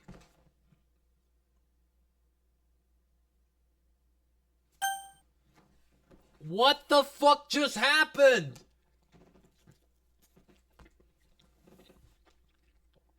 Monica. I didn't even get to read hers. Oh, wait. I didn't get to read it right. Hi again, Berto. How's the writing going? Alright, I guess. I'll take that. As long as it's not going bad. I'm happy that you're applying yourself. Maybe soon you'll come up with a masterpiece. I wouldn't count on that. You never know. Want to share what you wrote for today? Sure, here you go. I give my poem to Monica. Alright. Great job, Berto. I was going ooh in my head while reading it. It's really metaphorical. I'm not sure why, but I didn't expect you to go for something so deep. I guess I underestimated you. It's easiest for me to keep everyone's expectations low. That way, it always counts when I put in some effort. That's not very fair. Well, I guess it worked anyway. You know that Yuri likes this kind of writing, right? Writing that's full of imagery and symbolism? Sometimes I feel like Yuri's mind is just totally detached from reality. I don't mean that like that's a bad thing, though. And sometimes I get the impression that she's just totally given up on people. She spends so much time in her own head that it probably is a much more interesting place for her. But that's why she gets so happy when you treat her with a lot of kindness. I don't think she's used to being indulged like that. She must be really starved for social interaction, so don't blame her for coming on a little strongly. Like earlier. I think she gets too stimulated, she ends up withdrawing and looking for alone time. Suddenly the door opens. Yuri! I'm back. Did I miss anything? Not really. Well, we all started sharing our poems with each other. Already? I'm sorry for being late. No need to apologize. We still have plenty of time, so I'm more glad that you took all the time you needed. Alright. Thanks, Monica. I suppose I should get my poem now. But anyway, you want to read my poem now? I like the way this one turned out, so I hope you do too. Save me. The colors, they won't. Bright, beautiful colors, split, piercing, red, green, blue, endless cacophony of meaningless noise. The noise, it won't stop. Violent, grabbing, screeching, piercing, sine, cosine, tangent, like word on a table, like playing a knife on a breathing rib cage. Delete her. What does that mean, delete her? What the fuck? What? Sorry, I know it's kind of abstract. I'm just trying to, well, never mind. There's no point in explaining. Anyway, here's Monica's writing tip of the day. Sometimes you'll find yourself facing a difficult decision. When that happens, don't forget to save your game. You never know when, who am I talking to? Can you hear me? Tell me you can hear me. Anything. Is somebody stuck in there? That's my advice for today. Thanks for listening. Who should I show my phone to next? Yuri. I've been waiting for this. Let's see what you've written for today. Yuri smiles and takes a deep breath. I like just holding it. What? I mean, the poem turned out good. It's, well, there are some things you could work on, but that doesn't really matter. It feels like anything written by you is a treasure. Oh no. She's gone the whole Fatal Attraction route, hasn't she? That came out a little awkward. Let's move on. Here's the poem I wrote. Well,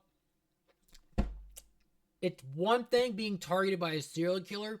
It's another thing being targeted by a serial killer who also is taking the Fatal Attraction route. You don't have to like it or anything. What wheel? Why is it all like stuff like that? Oh God, what is this? A rotating wheel, turning an axle, grinding, bolt head, linear gearbox, falling sky, seven holy stakes, a docked ship, a portal to another world, a thin rope tied to a thick rope, a blink harness, parabolic gearbox, expanding universe, time controlled by slipping cogwheels, existence of God, swimming with swimming with open water in all directions, drowning, a prayer written in blood, a prayer written in time-devouring snakes with human eyes, a thread connecting all living human eyes, a kaleidoscope of holy stakes, exponential gearbox, a sky of exploding stars, God disproving the existence of God, a wheel rotating in 6 dimensions,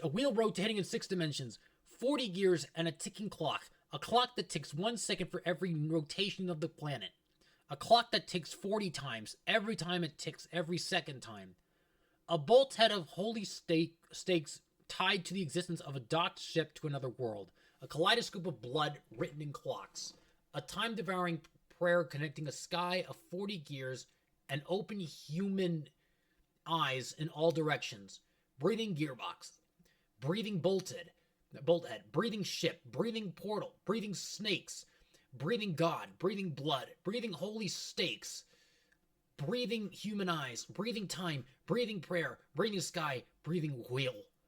What? It doesn't really matter what it's about. My mind has been a little hyperactive lately, so I had to take it out on your pen. Wait, my pen? What do you mean, my pen? That is, a pen fell out of your backpack yesterday, so I took it home for safekeeping, and I, just, I just really like the way that it writes.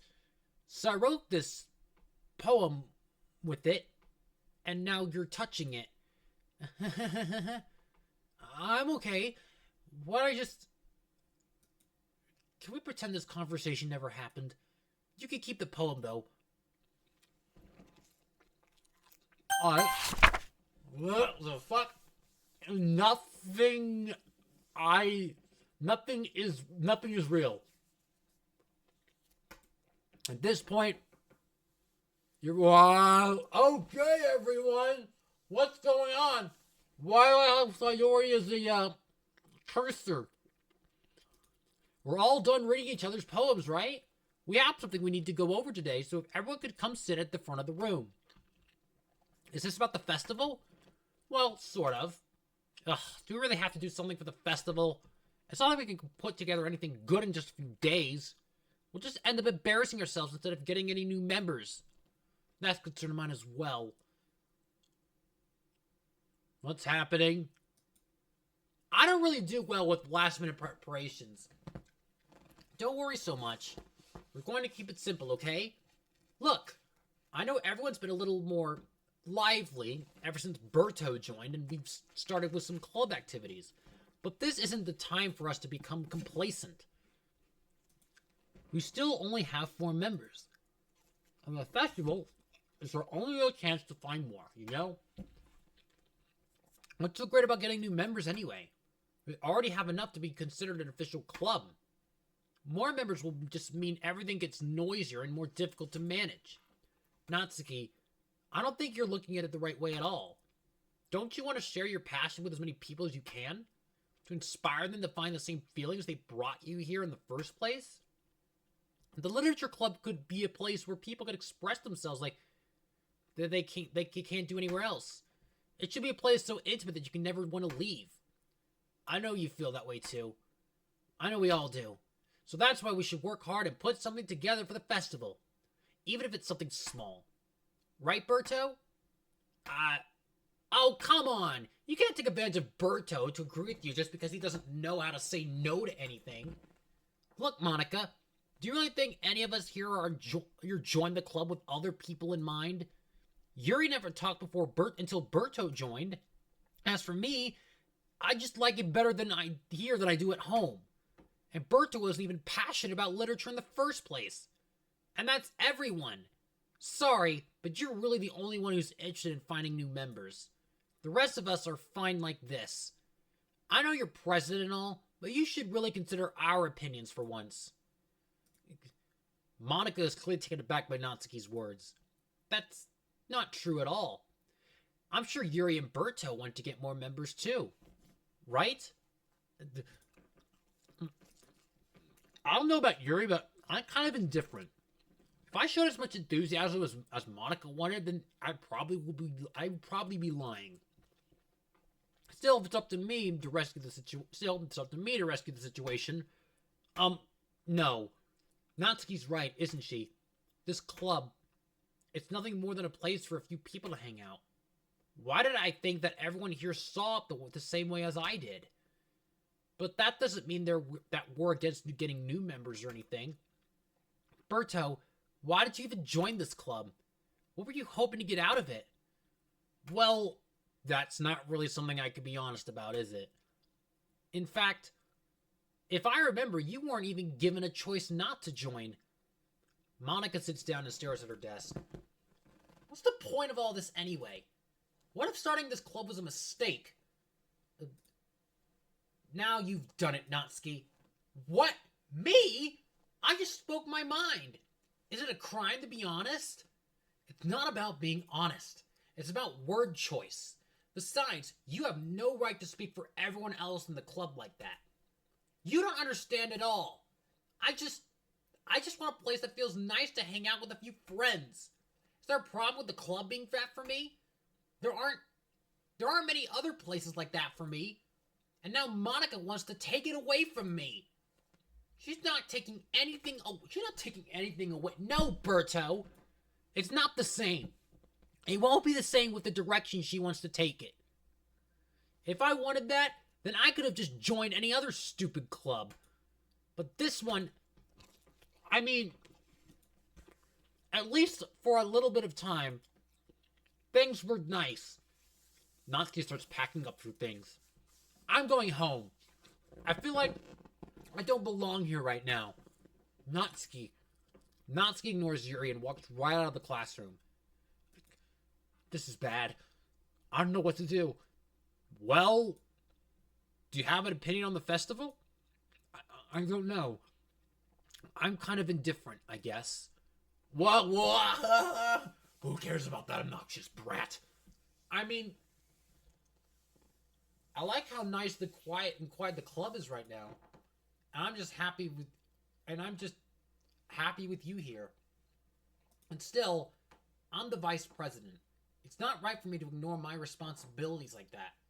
Nobody would cry if she killed... Oh my god. No. You don't say that about someone. Nobody would cry if she unalived herself in game. What the fuck? What the actual brief... I almost just choked.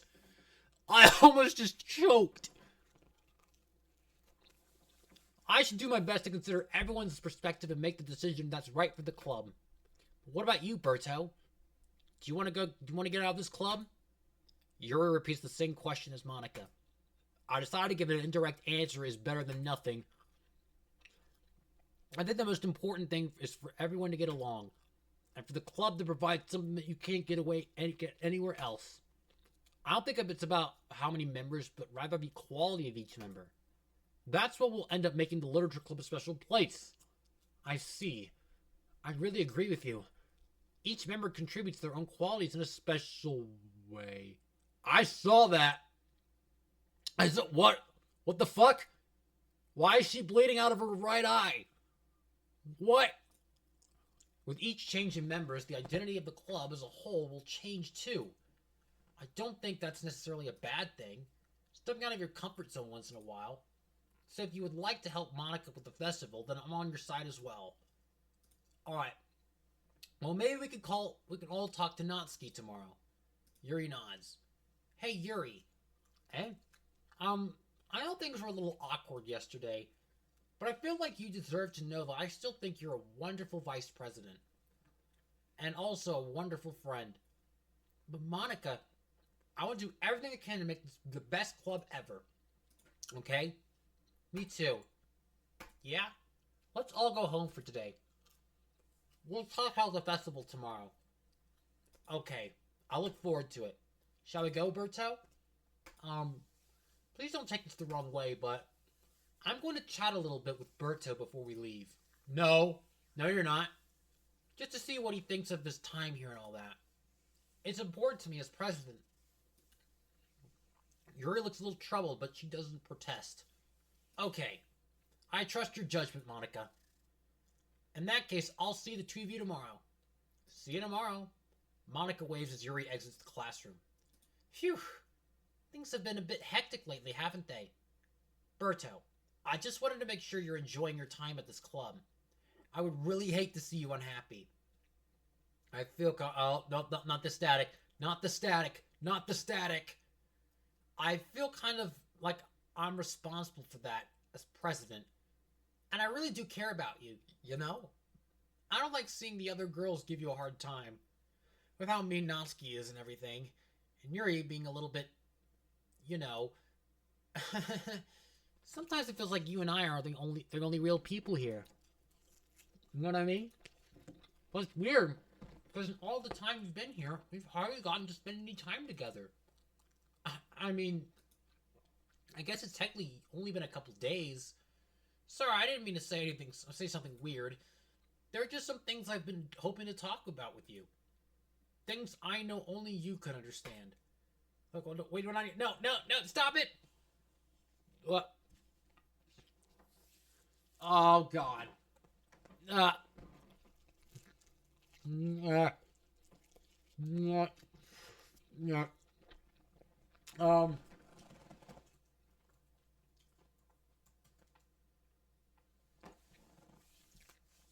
Um. Dazzle. Uh. Holiday. Um. You need to go for now. I think I'm gonna end it soon. Anyway, because I'm really after this. If you need to go, you can go. Because I'm about to head soon. I won't. You know what? Next time I play this game, it'll be with you present. Just letting you know. So just remind me when you're available, and I'll switch to that game.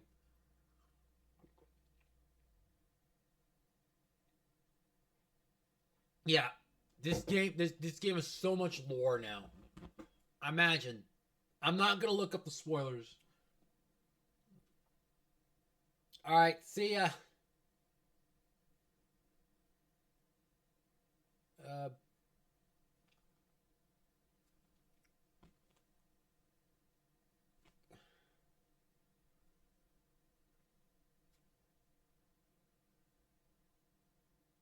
what should I do? Excitement. Uh, music. Uh,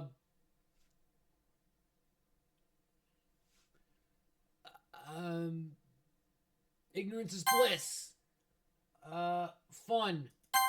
What the fuck? Wait, why is the number going up to 1,000? Why is the number like that? What is going on? Uh, silly. Uh, uh, no. Um, um, um,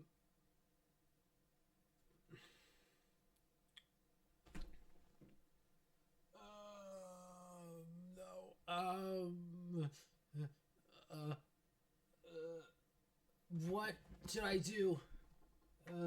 Treasure.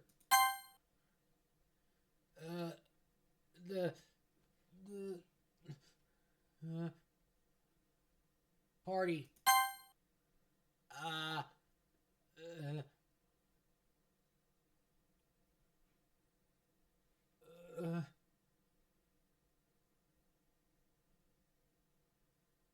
awesome.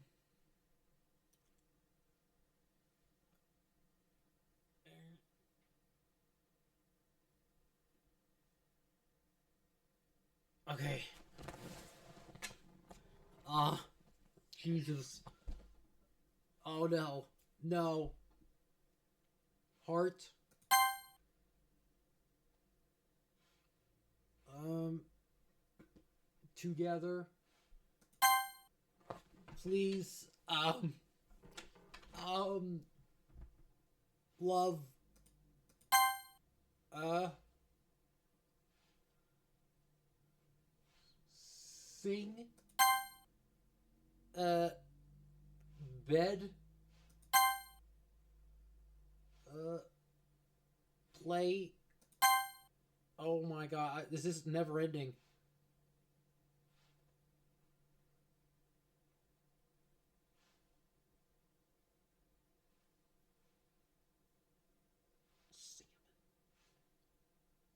Warm. Um, ocean. Oh shit. Uh, sunny.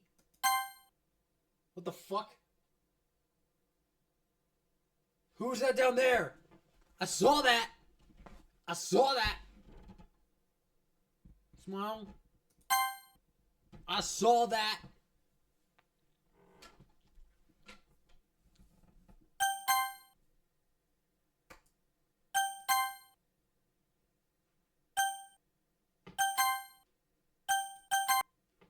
Okay. I'm gonna end the stream. I. Dang, the fucking lore in this was insane. Jesus Christ.